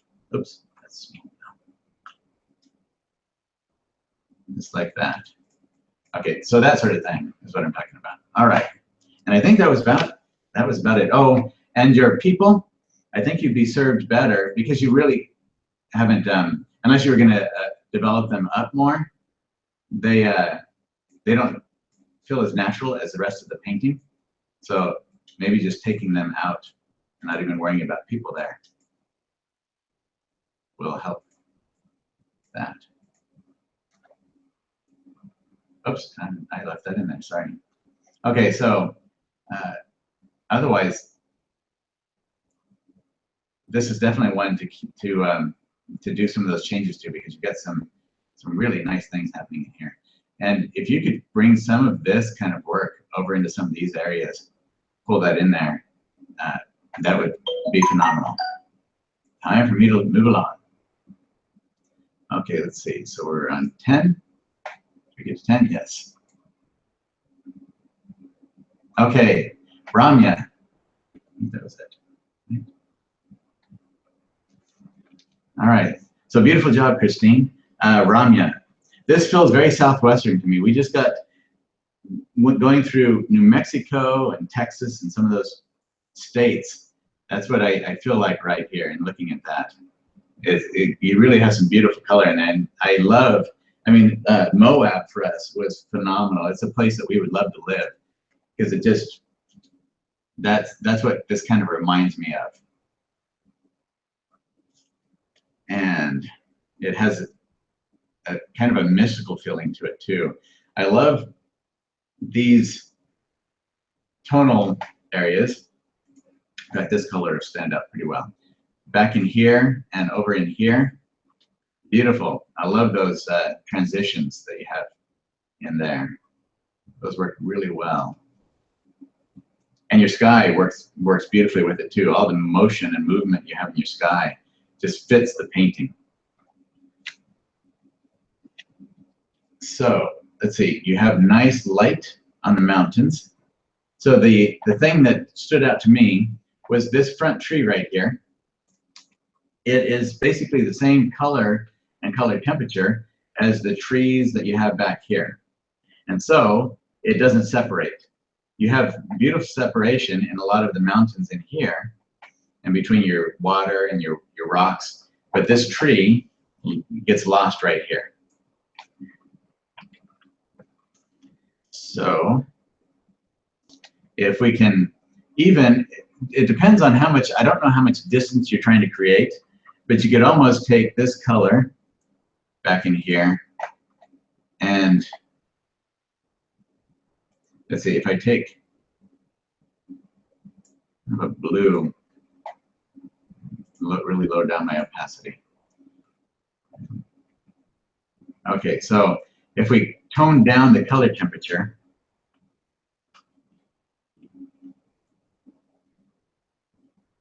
put this back here, not nearly as much as I'm doing. That just feels kind of hazy and foggy. So that's not the color I'm doing. I'm doing this for dramatic effect. I'm exaggerating what I would suggest you do. So don't do that exactly. You know what? In fact, I'm going to change that, because that's too much. You're not going to get the right idea from that. So let me see. I'm going to get that darker and reduce the opacity even more. Okay, now let's see if I come in a little bit softer than that, so that the values are lighter than you have them, and the color temperature is a little bit cooler back there than what you have it.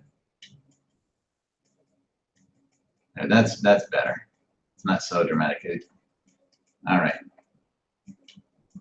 And then we can heighten what you've got in here.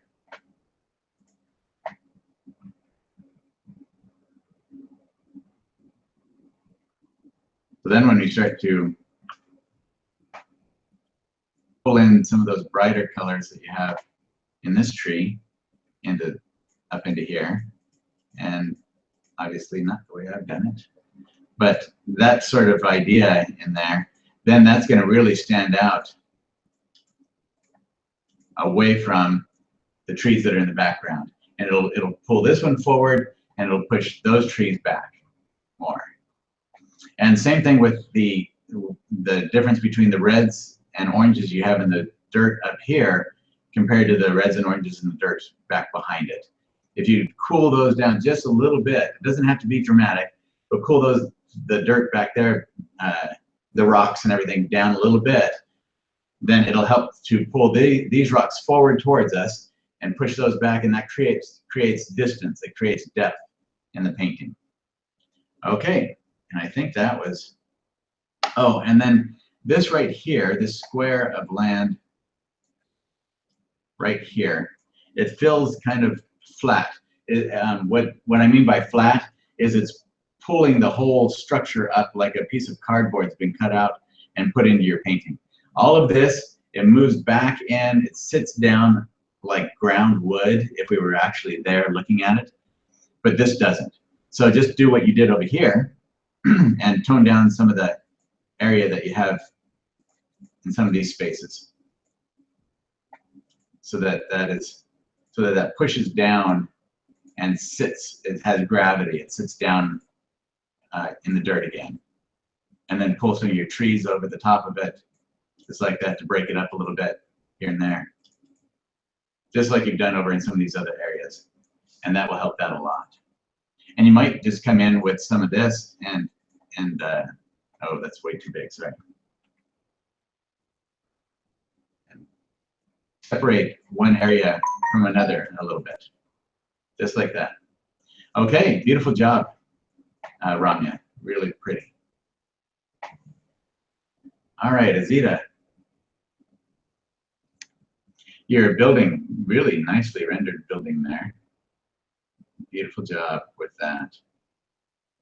Because you have, what I like is that you have the light and shadow, such a definite distinction between them. So possibly adding in a few subtle shifts, like what happens is, like the shadow that you have on the side here, this wasn't actually in the notes, but it just came to me now. So you have such a nicely rendered building here. This shadow that you have on the roof right there of the building, the farther away the light gets, like when it comes over here and it's starting to reflect onto that roof, onto the other part of this roof, then what happens is the farther out the shadow comes away from the actual object that's creating the shadow, the softer the shadow is going to be. The values will get a little bit lighter. So if you take this color right there and you just soften it a little bit as you get towards the edges of that shadow, that will help create a more natural feeling to the shadows in there. And okay, same thing when you get up. It can be very angular, but you're going to have a little bit of a, even bringing in like let's see, if I'm going to pull this up bigger so you can see what I do here. Okay, so when we get a shadow like this, a lot of times there's a reflected light that's still in shadow, and it creates almost like a glow here. So if I take that color and I bring a little bit of warmth into it, very subtly, like this, that shadow, it will actually help create a more natural feeling transition in that shadow. And it will help to make the shadow come alive. Because even in shadow, there's a lot of color in shadow. So don't be afraid to bring some of that color into it. And so it still feels like there's shadow on there, but even then, it's starting to feel more enlivened, I guess. All right, and then I love that the light and dark pattern that you have with your mountains. really nice, subtle, you have a really soft, subtle transition in some of these. So very well done. And now this building over here, this is one that it feels almost like a Parthenon, like you pulled it out of Greece or something. And it doesn't have, you did not develop the light and dark pattern and structure that you did in this building over here. So it does not feel, it feels out of place compared to all that you did to this building. So maybe just coming in and creating the same kind of idea that you had on the other one with this one will help. Put in a shadow.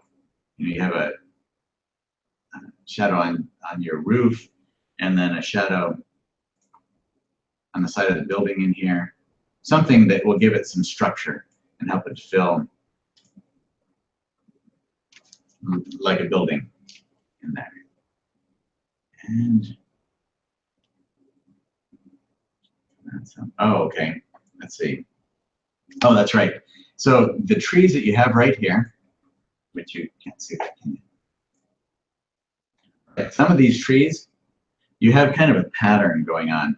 You go dark, light, dark, light, dark, light, that sort of pattern. So breaking that up a little bit and making some of these lighter trees so we can see them more distinctly might help to really punch that up. You got this nice orange color over here on the ground. Even pulling some, whoa, that's not what I was expecting. I'm gonna bring that just even a little bit more. So maybe pulling in just a little bit brighter color into some of those, so that because you have this grass kind of stuff back here that's about the same color as what you've done your trees here. So just bringing in a little bit of warmth to those will help to pull those forward and push some of the trees that you have back here back in the distance. I love the way you've got some transition or movement in your grassy fields and all that between the fields and the trees in here. Really nice. And then you have the trunks here that really break up some of that. So that's beautiful. So if you can just bring in some of this warmth into some of the trees in here, and maybe pull a little bit back behind some of the other trees, like this, like there's a bank of trees that are overlapping here and there, then it'll help to break up that pattern of light and dark. Like that. So then you have some that are a little bit stronger than others in places. And it's not so much of a pattern, it's more of a natural rhythm out there. Okay, so I think that covers it, Azita, for yours. Beautiful, really nice work in there. Okay, so then, Carol. This is very, just phenomenal, the drama that you have and the painterliness in these mountains. That is so pretty.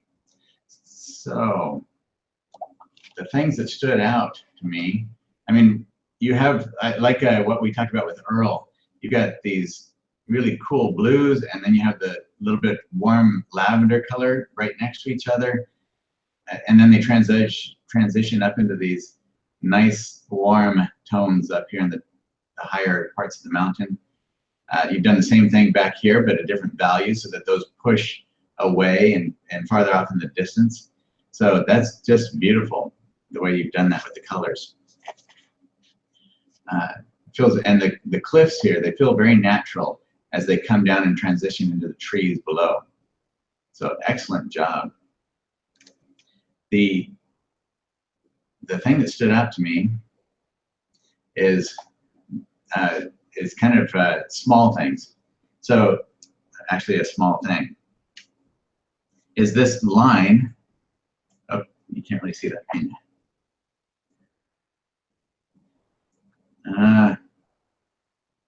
Tools, they take me too long. I really need shortcuts. This line right here at the bottom of your tree, it's kind of an abrupt. So in nature, maybe in a garden where people are trimming their trees, you might get that, but not quite as often in nature. At least it'll probably feel more interesting for the viewer if you pull some of this, you know, like just a part that comes down and then areas that move up into the tree and break up some of that line of the tree.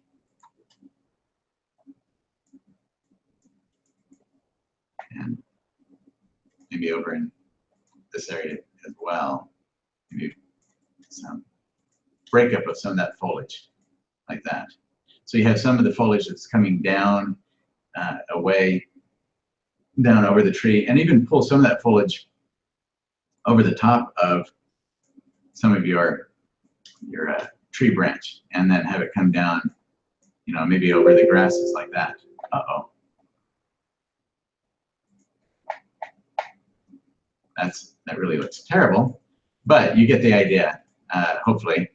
Just some foliage here and there that pulls down, some that goes up in, and you could eat. Oh boy. Sorry, my heavens, I hope it doesn't completely shut off on me. It's something with the memory. All right, so hopefully we're still here. Right now my screens just went black. Okay. I'm gonna write in the chat here and see if they can see me. Yep, they say the next one is Bev. No, they can, well, it's a 30-second delay. So yep, they say they can see it. They said the next one is Bev, they can see it there. Great, so we're on again. I'll just go with it from here. Alrighty, love you, see ya.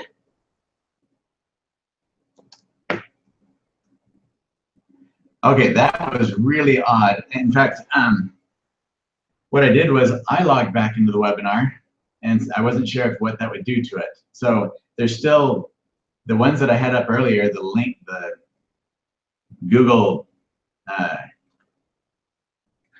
browser that I had, I can't access them. Photoshop, I had to close it out and restart it in order to be able to see it. So I will get all the other photos here real quick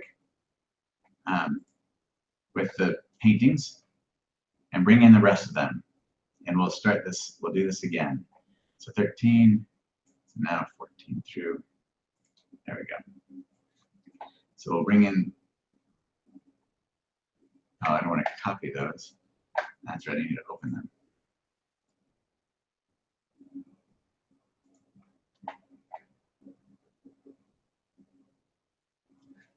Let's see, where is that at?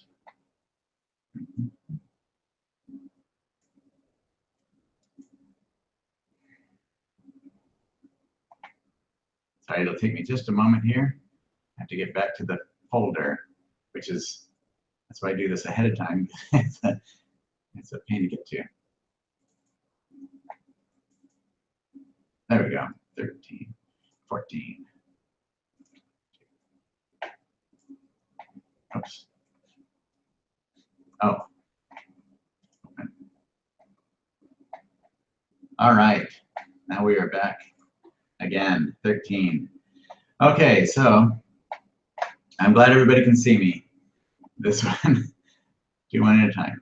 All right, that was very odd. I hope that doesn't happen again to us here. I've closed everything else that I can think of out, so hopefully we're good for now. Okay, so now on to Bev. Hopefully we finished up with Carol's all right. Carol, it was really a beautiful piece. Bev, this reminds me a lot of Cezanne. Oh, you know what? I went and cropped all these and made it so that it filled the whole picture, and I lost all my cropping ones because none of it got saved. All right, well, so some of these aren't going to be cropped as nicely. Sorry, I went and fixed these, but they're not anymore. Okay, so anyway, this reminds me of Cezanne's work, who's my dad's favorite artist. Yeah, it has a lot of that geometric angularity to it, which is a lot of fun. It really, this, I saw work like this in Santa Fe when I was there. There's a lot of people like this kind of look. So, and you've done a great job with it. Really beautiful.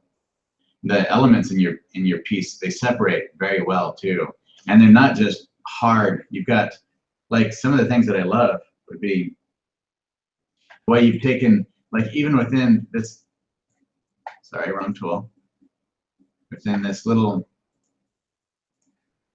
area right here, you have so many different colors. With the blues, you have this darker blue, the lighter blue in there, and yet the light blue is not so strong that it just stands out like a beacon. So very successfully done that way. It just looks like some reflected light in there, so you get really nice warm and cool transitions in your shadows and in your light. So excellent, good job. The probably not all of it in there. Okay, so some of the things that stood out to me were this light spot at the bottom, actually two light spots that are a little bit different than the rest. Right here, this one is a little bit strong in brightness, and this one, compared to everything else in the painting. So just toning those down will help that. And taking some of the transition that you do with some of the other areas in your painting will help that quite a bit. And then tone that one down some too. Probably gray it down a little bit in some of the spots. Anyway, just toning those down will help that easily. That should not be for you at all. And let's see, what did I have? And then the you have a lot of subtlety within this shape right here, but the shape itself is so strongly angular that it dominates the whole painting, and it kind of takes away from all the beauty that you have in the rest of the painting. So maybe coming in with a little bit of breakup in there, like what you have in the other areas here. Just like this, let me get something you can see. This strong, it's so strong right here, sorry, that it just needs a little bit of what you have done in the rest of the painting here. And I would almost suggest bringing up some of this into this other area. You know, like pull up some of these into it a little bit more so that it has the same, so it breaks that up just a tiny bit. And maybe breaking up, you know, maybe pulling some of this up so that you soften out some of your transitions here a little bit. So they're not, you don't have such a strong line all the way around in here. So that sort of thing. Oh, I'm sorry, Janice, that you, I don't know, if anyone on here knows how they did that, if they could instruct the others that are on there. I have no idea, Janice, how to get it going either. I'm sorry about that. I have no idea what has to happen on your end to help you get back on here to see everything. Okay, let's see. So that's about it. Just really a nice piece. Those are the only things that really stood out to me in the painting. Otherwise, it all just works really well. You've done a close-up of just the cliffs, and it's beautiful. You've done a great job in there. Okay, Lorraine. All right, this reminds me of early Americana paintings. The texture and all the close color range that you have in there in tonality. I love the variety that you have in the shrubs here near the shoreline. The way that they feel very natural in there, Lorraine. The thing that stood out to me in this that I might suggest some playing with is your mountains. They feel almost like sand dunes back in there. They're so very soft, and the color lights and darks are so close in value that it feels more like sand dunes floating back in there rather than the mountains of Estes Park. So if that's what you're going for, then that was successful. But if you're, in fact, can I even access that picture? No, you can't. You can't see the photo right now. Sorry, it won't come up. I have no idea what causes that on a computer. It's completely out of my realm of understanding. And then there are a couple of paintings that are like this, where it almost feels like this bowl effect here, like almost like a skateboard park, where you come in and the skateboarders would use this for practice. So breaking up the line here, like where's my this line right here as it goes across, breaking that up would help with that feeling of a bowl shape in there. I like that you had the tree, the top of this tree right here, that comes a little bit above that bowl. That's excellent, rather than having it hit right along the very outside edge. But you could almost come in and do even a little bit more than that with pulling some of this down and bringing that tree up even a little bit higher into it. So break up this line of trees like that, so you don't have the bowl, and bring in some more of your shadow side of mountain range to break up some of that. And maybe up into here, you might have some mountain range, or some shadow side of the cliffs maybe in there, and then put on like a little bit of a bright area there. You know, that kind of idea in it. And take even some of that lavender you have in there and pull some of that down into the bottom of these to give it some variety in the structure in there.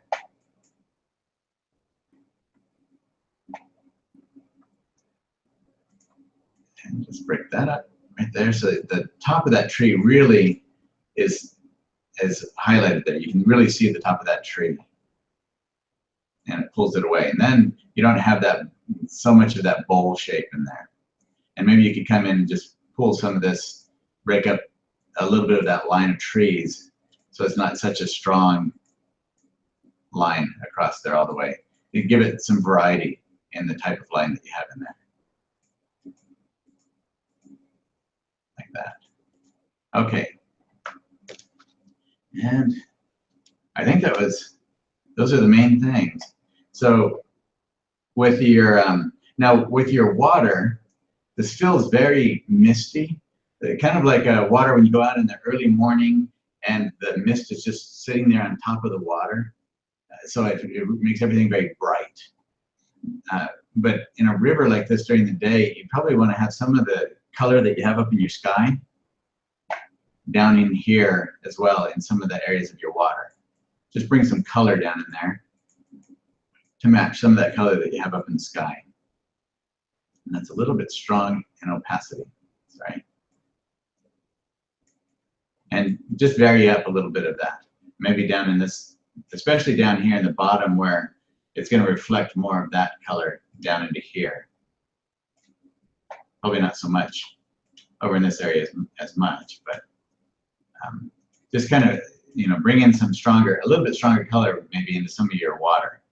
It will help to liven things up too. And I would be inclined to bring a couple of plants up a little bit higher in spots, just to break up your line right here just a bit.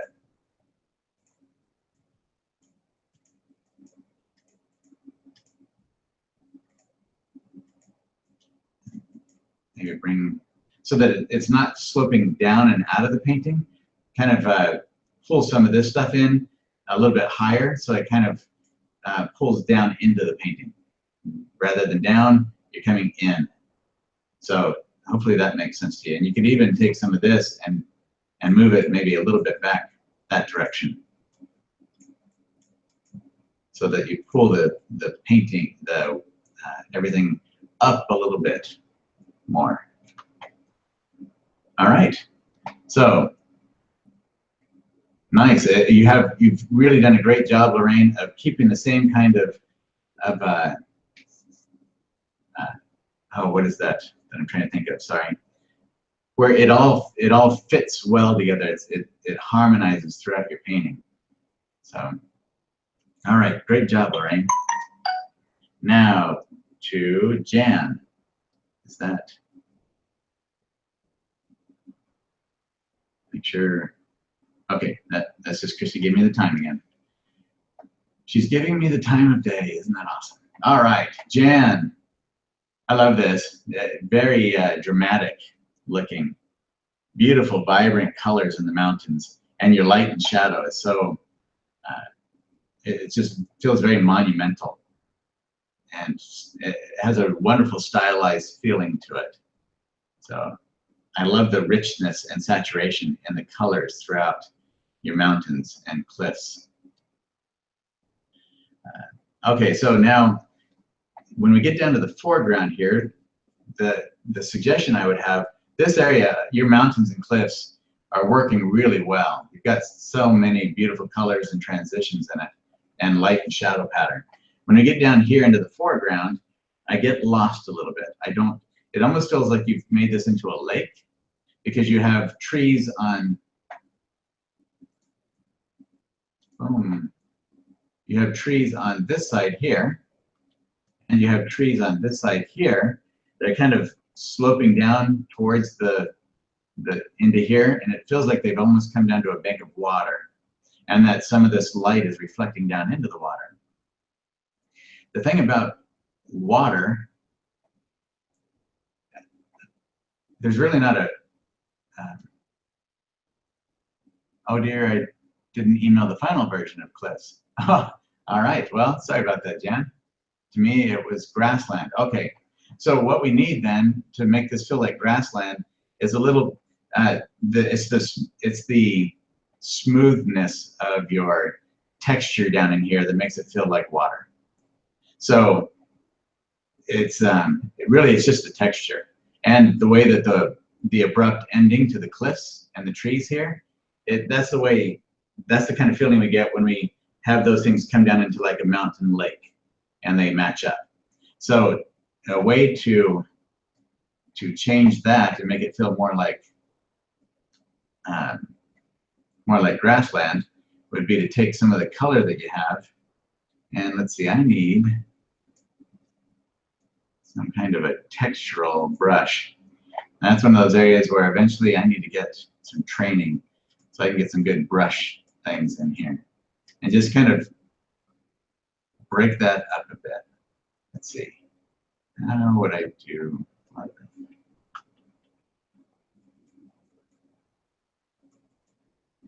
And then move some of that up into the cliffs. So there's an actual feeling of transition with the cliffs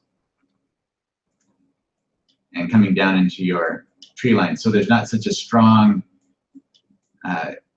hard edge where the cliffs and your foreground meet. You can kind of soften out a few areas with that. Oops. Yeah, that's it.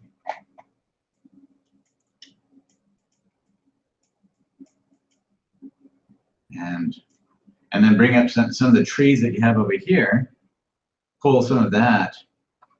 Let me see. Maybe I'll be better with this. Pull some of those trees over into this area. Thank you.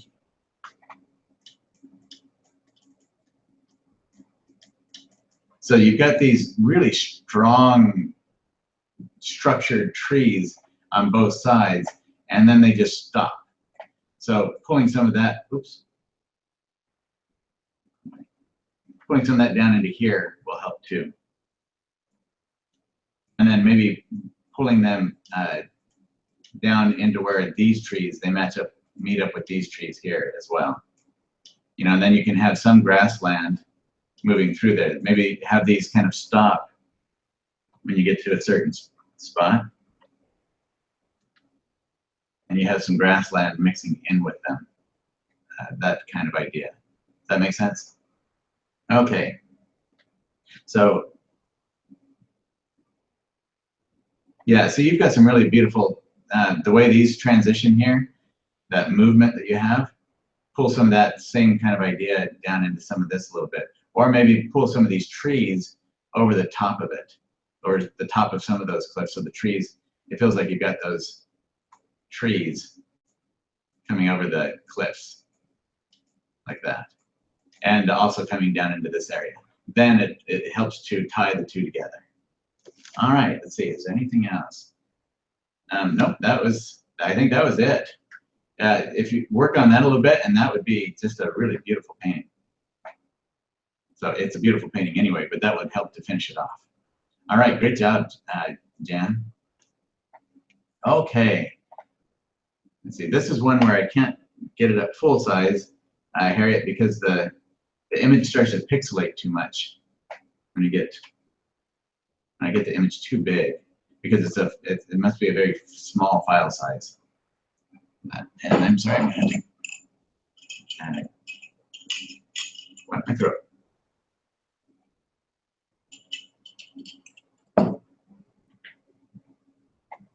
Okay, Harriet. This front tree is beautiful. It really stands out well from the background. You've done a great job of separating it from everything behind it, which really helps to pull that forward and push the other things back behind it really well. And beautiful atmosphere in here. Your sky and the mountains, they all just flow down and around each other really well. The thing that stood out to me right away was this big hill. Oh, wrong tool. Let's see. Give me a second. Get back to my other. Oh boy. No, that's not what I want. So this hill right here is, you have so much going on, and all the rest of these cliffs that are done just really nice, and the mountains as they go back into this area here, that all works so well. And then we get to this hill, and it kind of dominates the painting. And I can't even bring up the photo anymore. Oh, you know what? I can. I'll do it this way. Let me open up that photo. Okay, so when we get back into these areas, this hill, I realize it is kind of a big hill, but you see how all the light and shadow structure, you even have these little areas of rock that are sticking in there. We've got these really dramatic shadow areas in here. But then they're not super dark, you know, it's like the same kind of value basically that we have over here. So you don't want to get it to compete with the values that you have up in your trees. But that kind of structure, and then it comes down into, fades into the trees that we have down here in the bottom. Oh, let's see. Oh, almost made it. So pulling in some of that possibly, and maybe even if need be, taking this and reducing it in size. I'm not sure what.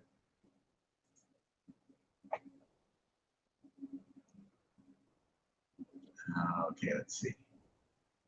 It should, I just want a smooth one. This is one of those areas where, there we go. Let's see if that works. It's still, okay, that gets it a little bit better. Let's see.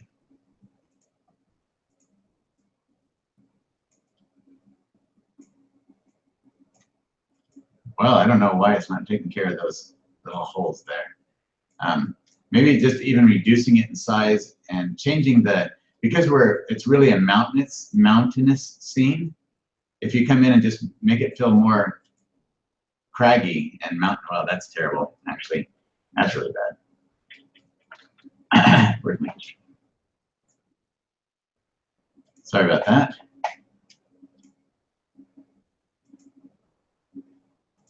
Okay, there we go. Let's take it back to the beginning. Just cutting into it maybe with a little bit.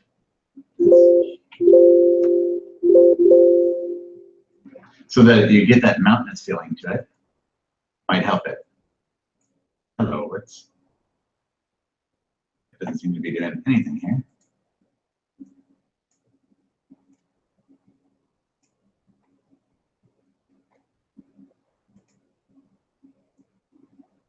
What am I missing? It's not painting over it. I don't know what it's doing. Okay. Well, anyway, hopefully, there we go. Now it's cutting into it. So just come in and maybe make it feel more mountainous and possibly smaller a bit.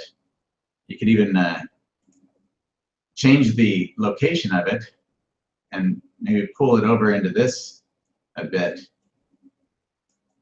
and then come down with it and bring the shadow up this way and take out some of this possibly like that, and then pull some of this farther over, even give us more of the mountain this way, so that it actually minimizes it just a little bit, so it's not so dominant in the picture. Okay, so I've kind of beat that up. Sorry about that, Harriet. All right, let's see. Anything else that stood out? Oh, one other little thing, Harriet, is just this line right here. Just at the base of this cliff, the value is much darker than the other values that are nearby. So just softening that value down. If you just take it and reduce it, and so it's not quite so dark of a value, that would help immensely right there. And maybe pull a little bit of this color to break it up just a little bit, because you have it beautifully done in all these other areas here, transitioning. So just breaking that up just a little bit, it just stood out a lot. So those are the main things that stood out to me. All right, beautiful, really nice, Harriet. Okay, Ricky. All right. And I better move along. Sorry, guys. Your sky has a very natural feeling to it.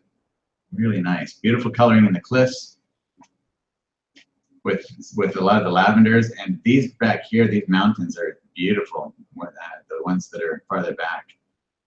I like that a lot. Not sure what these are down here. Oops. So this line of, whoa, what happened?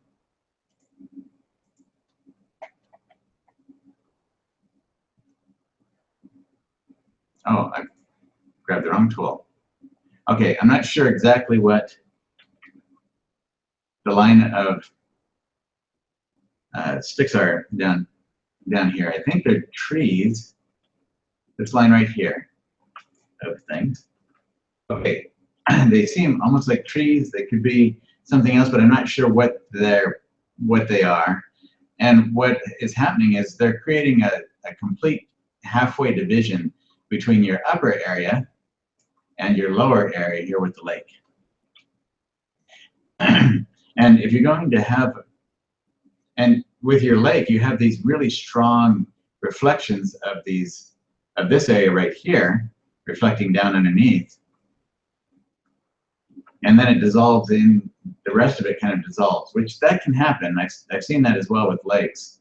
But everything's, if you're going to be up in the mountains like this and a lake that's pretty crystal clear, like we get up in the mountains, you're probably going to have a little bit more of the reflection Oops, didn't mean to do that. Take this color, and then, of course, light gets darker when it gets in the water, but maybe pulling some of those reflections down into the water here, but much more opaque. I mean, more translucent than that. So maybe pull some of your reflection of the mountain down in here as well. And then that's up here, far higher, kind of curves in, that sort of thing. So that we know that that's really a lake reflecting, and that'll also help to break up the space. But I'd almost be inclined to take this whole area and maybe move it down a little bit down here, or create some kind of something so you're not cutting the painting in half like that. Even coming in with a bank of land over here or something maybe, and maybe some bushes or trees in this area could help. So, oops. You can't really see what you might not be able to see what I'm doing very well. So maybe a bank of land down this way, just so, not with that color, but just so you can see what I'm talking about. So it kind of breaks up the halfway mark, and that will help the composition feel more natural. And then when you come over and then it suddenly cuts up into it like that, it needs something with this line right here. If you're going to keep the lake like that right there, then I would probably take this area and move some of that down a little bit. So it might cut back in there, but then it's probably going to come back out as well, not just be a straight line. And then take some of this, whatever those, if those are trees, whatever they might be, pull some of that down then into it. So it's like an alcove going back in there. That makes sense? Yeah, Don, the golden mean. There's a lot to that. All right. And I think that was it for Ricky. Yeah, that's it, Ricky. Those are the things that really stood out to me. So even reflections down in here will help to break some of that up too, as far as composition goes. All right. Next one is Margaret. So beautiful job, Ricky. Margaret. This really feels like it just has a wonderful, serene feeling to the painting overall. And I love the colors, the way they fade off in there, and your reflection is beautiful down here. And the way you've got these little bits of ripple in the water or something that breaks that up a bit. That's wonderful the way you've done that. Okay, so a couple of things that have stood out to me. One is this mountain range. I'll get my color back so you can see what I'm pointing at. And I need the tool. There we go. Okay, so this mountain range right here, if you notice, follows, watch the pattern of the strokes here. They follow each other. So compositionally, becomes a very symmetrical thing. And it can help with the serene feeling that you're going for, but I don't think it's going to hurt the serenity of your painting at all to bring up one of these into higher up and change up the pattern a little bit of what you've got in there.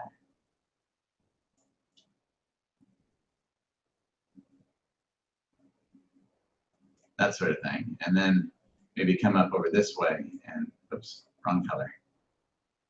Up over this way with a little bit of your mountain right there.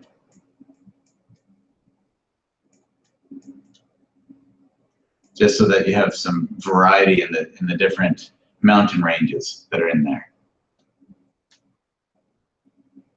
And then when it comes to reflections, remember that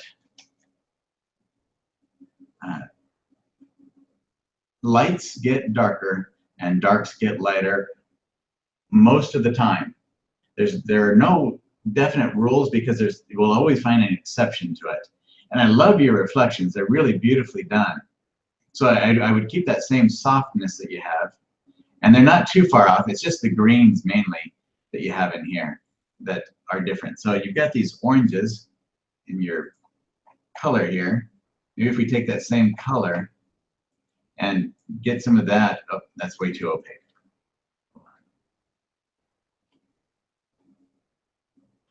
All right, so reduce the opacity. Take some of that same and maybe tone down these greens that you have in here so that it feels more like the same, the colors that you have up in your bushes. And remember, you're not going to have any brights on the reflections that are brighter than what you have in your trees. They're going to be just a couple of shades darker in value than what you have in the outside of the reflection. So, and then when you have darks will always be a little bit lighter in value, a couple of degrees lighter in value than what you have in the open air. So you see that just doing that already, they feel much more natural. They go with the bushes that you have here. All right. Same thing with what you have back here. They'll be a little bit lighter, but these are very much lighter and brighter. So let me try to get it one of the darker values there. So maybe just a tad. No, that's not. I'm going to bring some of this over the top of it. Tone those down just a bit so they're not quite so bright in there. You don't want to necessarily get it so it's dark all the way across. I like that variety that you have in there. Maybe, but you can, there we go. That even like that can help with it. So you get some color in there. But really a lot of your color is going to come from these reflections that you have. And so if you want more color in there, you might be able to take some of that color and put it into some of the ripple color that you have here and there, or even some of the orange that you have once in a while going through it. Otherwise, beautiful piece. Nice job, Margaret. Okay, let's see here. John, and I remember reading a book, and they told how to pronounce some of those, like over in England, it's like Herefordshire and that sort of thing. It's not pronounced the way we would usually do it here in America. So I don't know if your last name's Derbyshire or Derbyshire. So I don't want to butcher your last name there, John. So I'll just say John. How about that? All right. So Christy and I both, in looking at this one, it's just a fun piece. It's got such a wonderful variety of colors through it, and the motion in your front tree here really helps to move the viewer into the painting really well. You got that motion of the leaves, which you can't see my tool. Let's see here. Here. So this motion that you have and going in that direction really helps move the viewer into the painting. Let's see. And your cliffs right here, this is beautiful. The cliffs, very believable. The coloration, the shadow and light pattern. So you got some beautiful work in there. Maybe a little bit more variety, like you have everywhere else here with variety. Maybe pull in a little variety into just this shape right here, because it's a little bit more flat than what you have in so many other areas in your painting. The main thing that stood out to me was this group of trees right here this area right down here, you go from having kind of a shadow spot down here at the bottom of the trees to none right here. And what that does, see, actually I'll bring that up bigger so we can all see it easier. Better. Okay, so the way that the some of your areas of light move back in behind the tree does not follow your light and dark pattern. And what that does is it makes these trees actually feel like they're floating above the ground. So it's, my daughter referred to it as looking like a bridge going on there. So where the bridge attaches to the ground over here, and then as it moves up, it's now arching above the water or whatever it's a bridge for. That's the feeling that it gets there. So, and you have throughout all of your painting, you've got this beautiful variety all through here, and then you get to these trees and you've got a pattern of light almost on cue, as if somebody went and planted them in just the right spots so they're all uniform. That makes sense? So breaking up that rhythm, that pattern, will help it to feel more natural. So even if we just come in and eliminate a tree here and there, like that, and then with the light coming in back behind, have the light only on the front parts, like this tree right here, maybe have some light dirt there, but then back behind it, come in with shadow. And where is a good shadow color? Maybe over in here. Because since it's a bright light source, you can have a little bit cooler shadow back there. So if we just pull in and eliminate some of the light on the front of that, back behind that tree, and try to get the light so it's only at the front of going into a tree. So that's what I'll do. That's where I need to do it. Okay, so we take that same light like this and push it into, let's see, where's one I could do that at? Like here, you could push it maybe just at the base of this tree, kind of push that one back a little bit. Oh, too far, too much. Anyway, hopefully you get the idea from that. But wherever you have a tree like this and you have your light source, you've made the shadows basically on so that your light source is going from the side over here. You want to maintain that same light source going through there. And that'll help make this so it's not a bridge. And then the same idea, what we talked about, eliminate a tree here and there. Maybe take one of your light trees and do a couple of them in places so that they're more random placement of trees. And then they'll feel more natural. All right, so I think I'm out of time now. Maybe pull some of your shadow down into other areas like that. So just break that up so it feels more random. Same thing with the top of with your line of trees right here. Maybe break that up a little bit, pull some of this down in here and there into that line, just so it's not so hard of a line going across. All right, so beautiful job, John. Really a nice painting. Okay, Renata. Okay, so right off, the fence right here, that's really well done. It's got beautiful light and shadow pattern to it. So, and you got variety in it. You don't just have each fence post done exactly the same way another fence post was done. And part of the fence feels like it's in shadow over here, part of it comes out into the light. So that works really well. And then the distance, the motion and everything. Sorry, beautiful distinction in the left mountains over here. As they fade off, you've got really nice transitions and changes in them so that they feel separated from one another. And then they move off in the distance really well. And a lot of beautiful color down in here. It reminds me of a quilt tapestry kind of thing. with all the colors that you have. The things that stood out are these pink clumps right here. I believe you were making houses there, but they just feel like almost like pink mushrooms that are growing in amongst your trees. So I like the color. It's nice to have some of that color in here.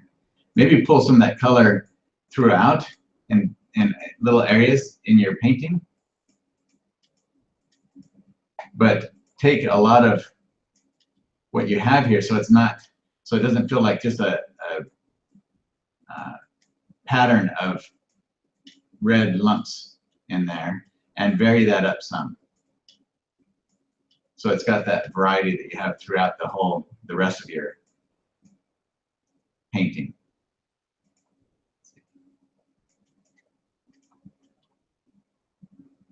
And just kind of vary some of that. Makes sense? So, oops, wrong color probably. But anyway, break up the pink. And I think this looks like almost like one large red house right there, but it loses the structural integrity. So it looks like it might be a house, but not enough so that I know for sure that that's what it is. So working on the structure, if you want to keep that as a house, really work on the light and dark structure in it, so we know. Like have the light coming on one side of the house, like this, and then the other area as shadow on the other side of the house, something like that, as it goes back in. Other thing would be your light and dark here. This doesn't have the same kind of structure that you have in the rest of your painting. So some of these, like this line right here, is so hard edged that the whole object kind of stands out as almost like a cardboard cutout that you put on there that's different from the rest of what you have in the painting. You have beautiful transitional texture and value changes in all the other areas in your painting, and then you get to here and it's very hard edged right there. So just coming in and softening out some of, that's way too big, but just softening out an edge here and there, and that will help. Pulling some of this color up into areas and pulling some of that white down in a softer way will help to bridge the gap between those objects or those plane changes. Okay, and I think those are the main things. So I love all the fun color and things that you have throughout your painting. Nice job, Renata. All right, Huda. All right, here's an amazing example of just the colors that you have in these mountains are phenomenal. Just really well done. They hold together so well, and it's got just a very just so much movement in there that it's very interesting to look at. It matches the sky, the mountains, they all match so well. It has that very vigorous energy in it. That's wonderful. So let's see. The thing that stood out would be this right here, this little sliver of land that you can have coming into the lake or the river. It would be, I just approached that the same way that we talked about in one of the earlier paintings. Let's see. So just maybe lessen some of it here and there, although you have your person right there, so probably not too much. So if you don't want to get rid of any of it right there, then increase how much of it you've got. So come down in here and pull a lot of this farther down, so you actually have more shore. Take some of your rocks. Oops, wrong way to do that. Actually, I want to.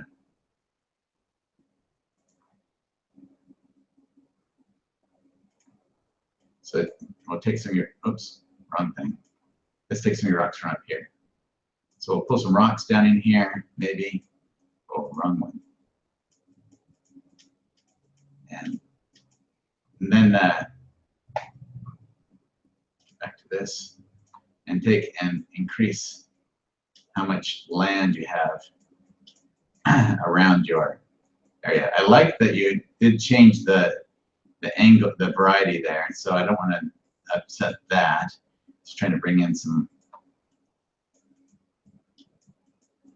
get enough land without, all right, so basically I'm doing this very fast with a terrible tool, but hopefully that's giving you the idea of what to do with that. And that was horrible.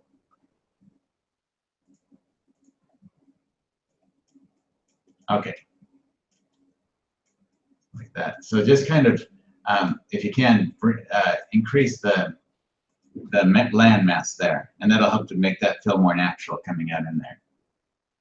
And possibly, you know, bring in a little bit of the calico color that you have in areas. But really fun with the shadow. All of this works beautifully right here with the foreground. So just increasing that land mass will help that. One other thing is just this right here. The sudden angular change in direction of that line of trees dominates. It becomes a center of attention and pulls you into that spot and kind of traps you there a little bit. And you have some, looks like shadows, because you've done a great job with light and shadow pattern. And I think you've got some shadows in here, but really you have a full bank of trees. So you wouldn't have individual shadows. You would have a full line of shadow in there. Like this, it would actually dominate. The shadow would kind of come out, and you just have little wisps of light coming through there, here and there, rather than the strong light that you had before. It would just be a little bit of it here and there with a long line of shadow. So I would suggest that you take the same variety that you have, like in this area right here, bigger, and just pull maybe this line of trees all the way across.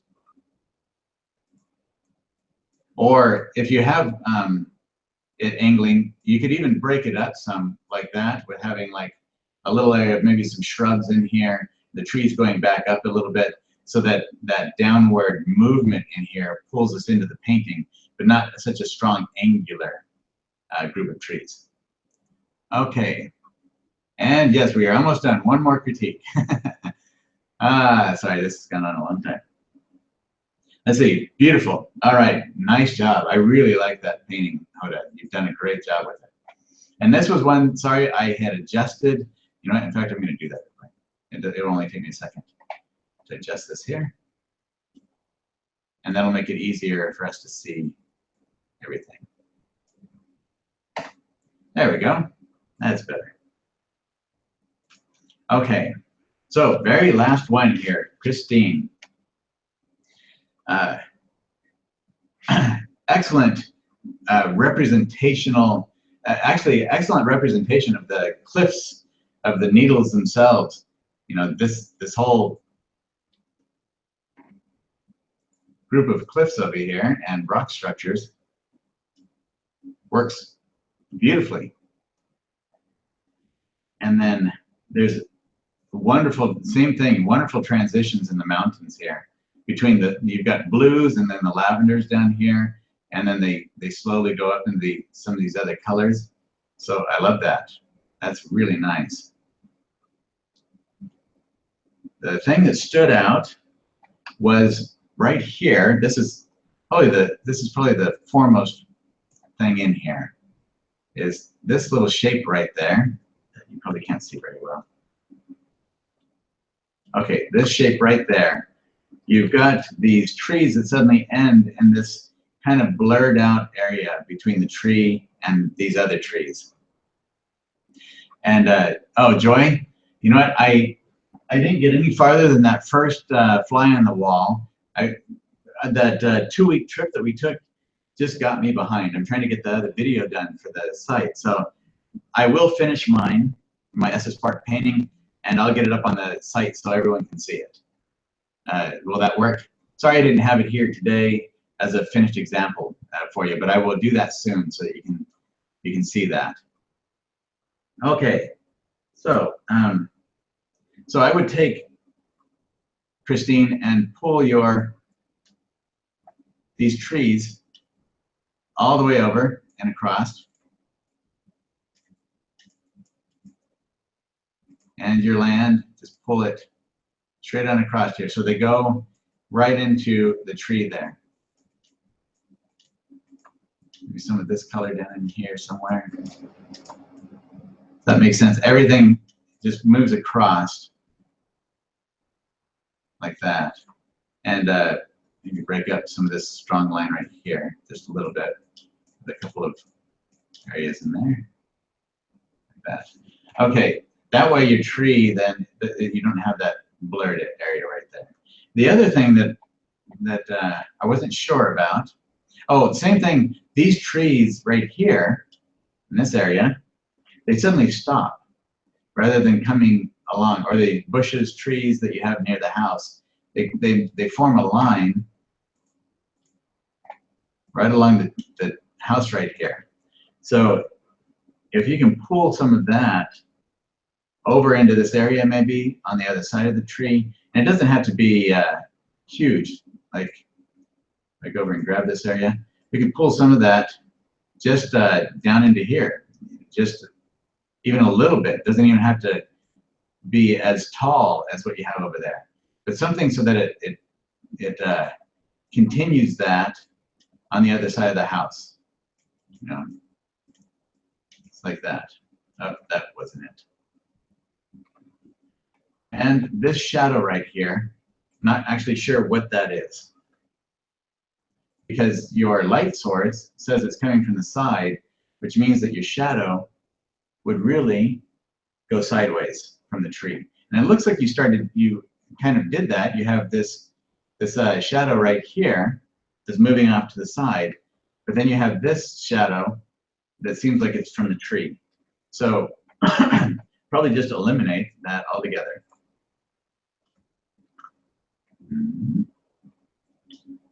Just take that shadow out so it doesn't confuse the viewer as to what is going on there. And maybe bring in some, you know, if you want to keep this subtle or simple, you know, it's always a perfectly good thing to do, to keep things simple down in here as well. Just not that shadow shape that you had down in there. Does that make sense?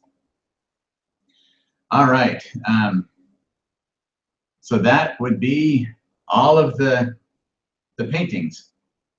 All right. Hopefully that was helpful. Sorry it was so long, and for that interruption. No idea what caused that. Sometimes my computer just does some weird things, I guess. All right. Let's see. Spill, Christy. All right. So any more? I'm going to stop sharing now, so you can actually see me again. All right. There we go. Thank you everyone for the paintings that you sent in. Those are beautiful. It's amazing how much variety there is. It just shows you how what makes the art world actually work is the different personalities that we have in the world. The idea that we can take, you know, a dozen different professional artists that are the best in the world, put them in the same location, and they'll come up with a dozen different interpretations. That's what makes it all so wonderful. So excellent job with all of your paintings. The next webinar is going to be April 22nd, I think, because on the 29th, that week, the 24th to the 29th, I'll be in San Diego at the Plein Air Convention. So we're going to do it the Saturday before I leave. So it'll be the 22nd at 12 o'clock Eastern time still. And that's open. That's it's not a paint together one. That's one where you can send in any image that you want critiqued for that one. So get yours in early. We already have a few paintings already that have been sent in for that one. So make sure you get yours in very soon. And let's see, any questions on here that I've missed? All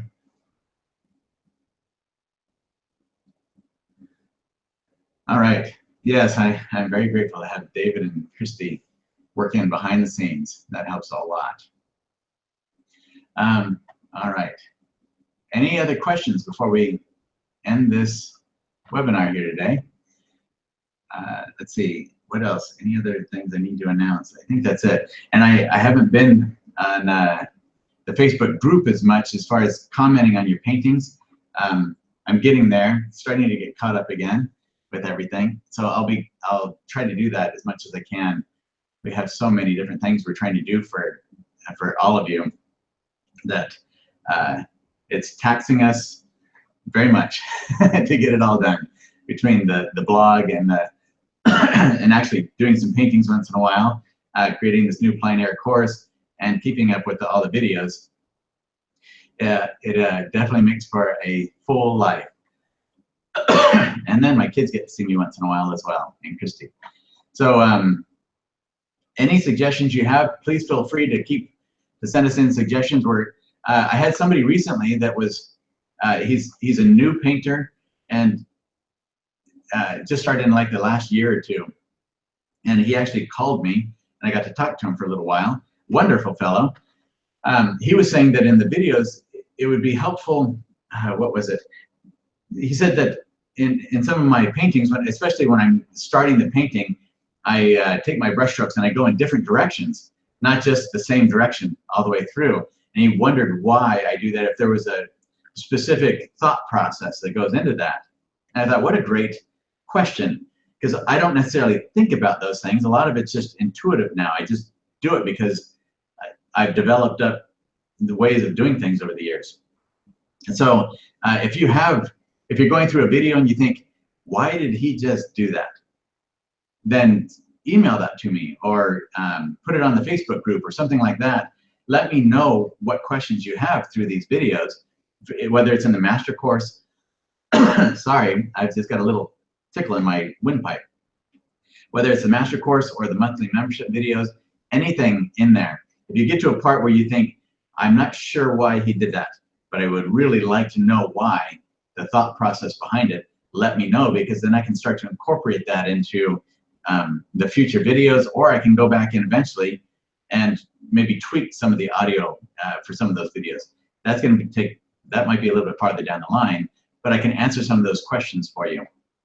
I can even, on one of the webinars, bring up that specific video, go to that part in the video, and we can talk about it live on here, so that you get a better feeling for what's going on in it. So I'm trying to, in the voiceover, put in as much information as I can that I think will be helpful for you, but I don't always know what's going to be as helpful to you as what I'm too far distanced from the beginning stages of painting. I can kind of remember some of it back then, and I remember especially the excitement I had at learning things, but a lot of that's gone. So just let me know some of the things that I might be able to explain better for you. Let's see. Let's see. Thank you. Nice. It's open, Joy. All right. It looks like I don't see any other questions for us, so we'll call it good for today. I think that's been a long webinar. I thank you for sticking it out for so long too. All right. Well, that was wonderful hearing from all of you and seeing your paintings, and I really consider it a privilege to be involved in this. So everything that we're doing is we're really putting a lot of thought into helping you to progress with your careers. That's what this is all about. So please let us know what else we might be able to do to help you in that. And you guys have a wonderful week. Enjoy painting this week, and just do a lot of happy paintings. Get out there and really enjoy yourself. And remember, if you're out on location, don't worry about creating a masterpiece out there. We're out there to get a great feeling for the environment, so we can bring it back into the studio, and it informs us. We won't get fooled by photographs. So go out there with just a bunch of little scraps, even things that you don't have to keep. just do little fast, very fast. Take some of them do 15 minutes, some of them do 30 minutes. You know, set yourself on a timer so that it'll help to speed up the way that you can think about it and really capture the essence of what's in front of you more. And that will come in and do wonders for your studio paintings. All right, you guys have a wonderful week and happy painting. And we will talk to you again later. Thank you.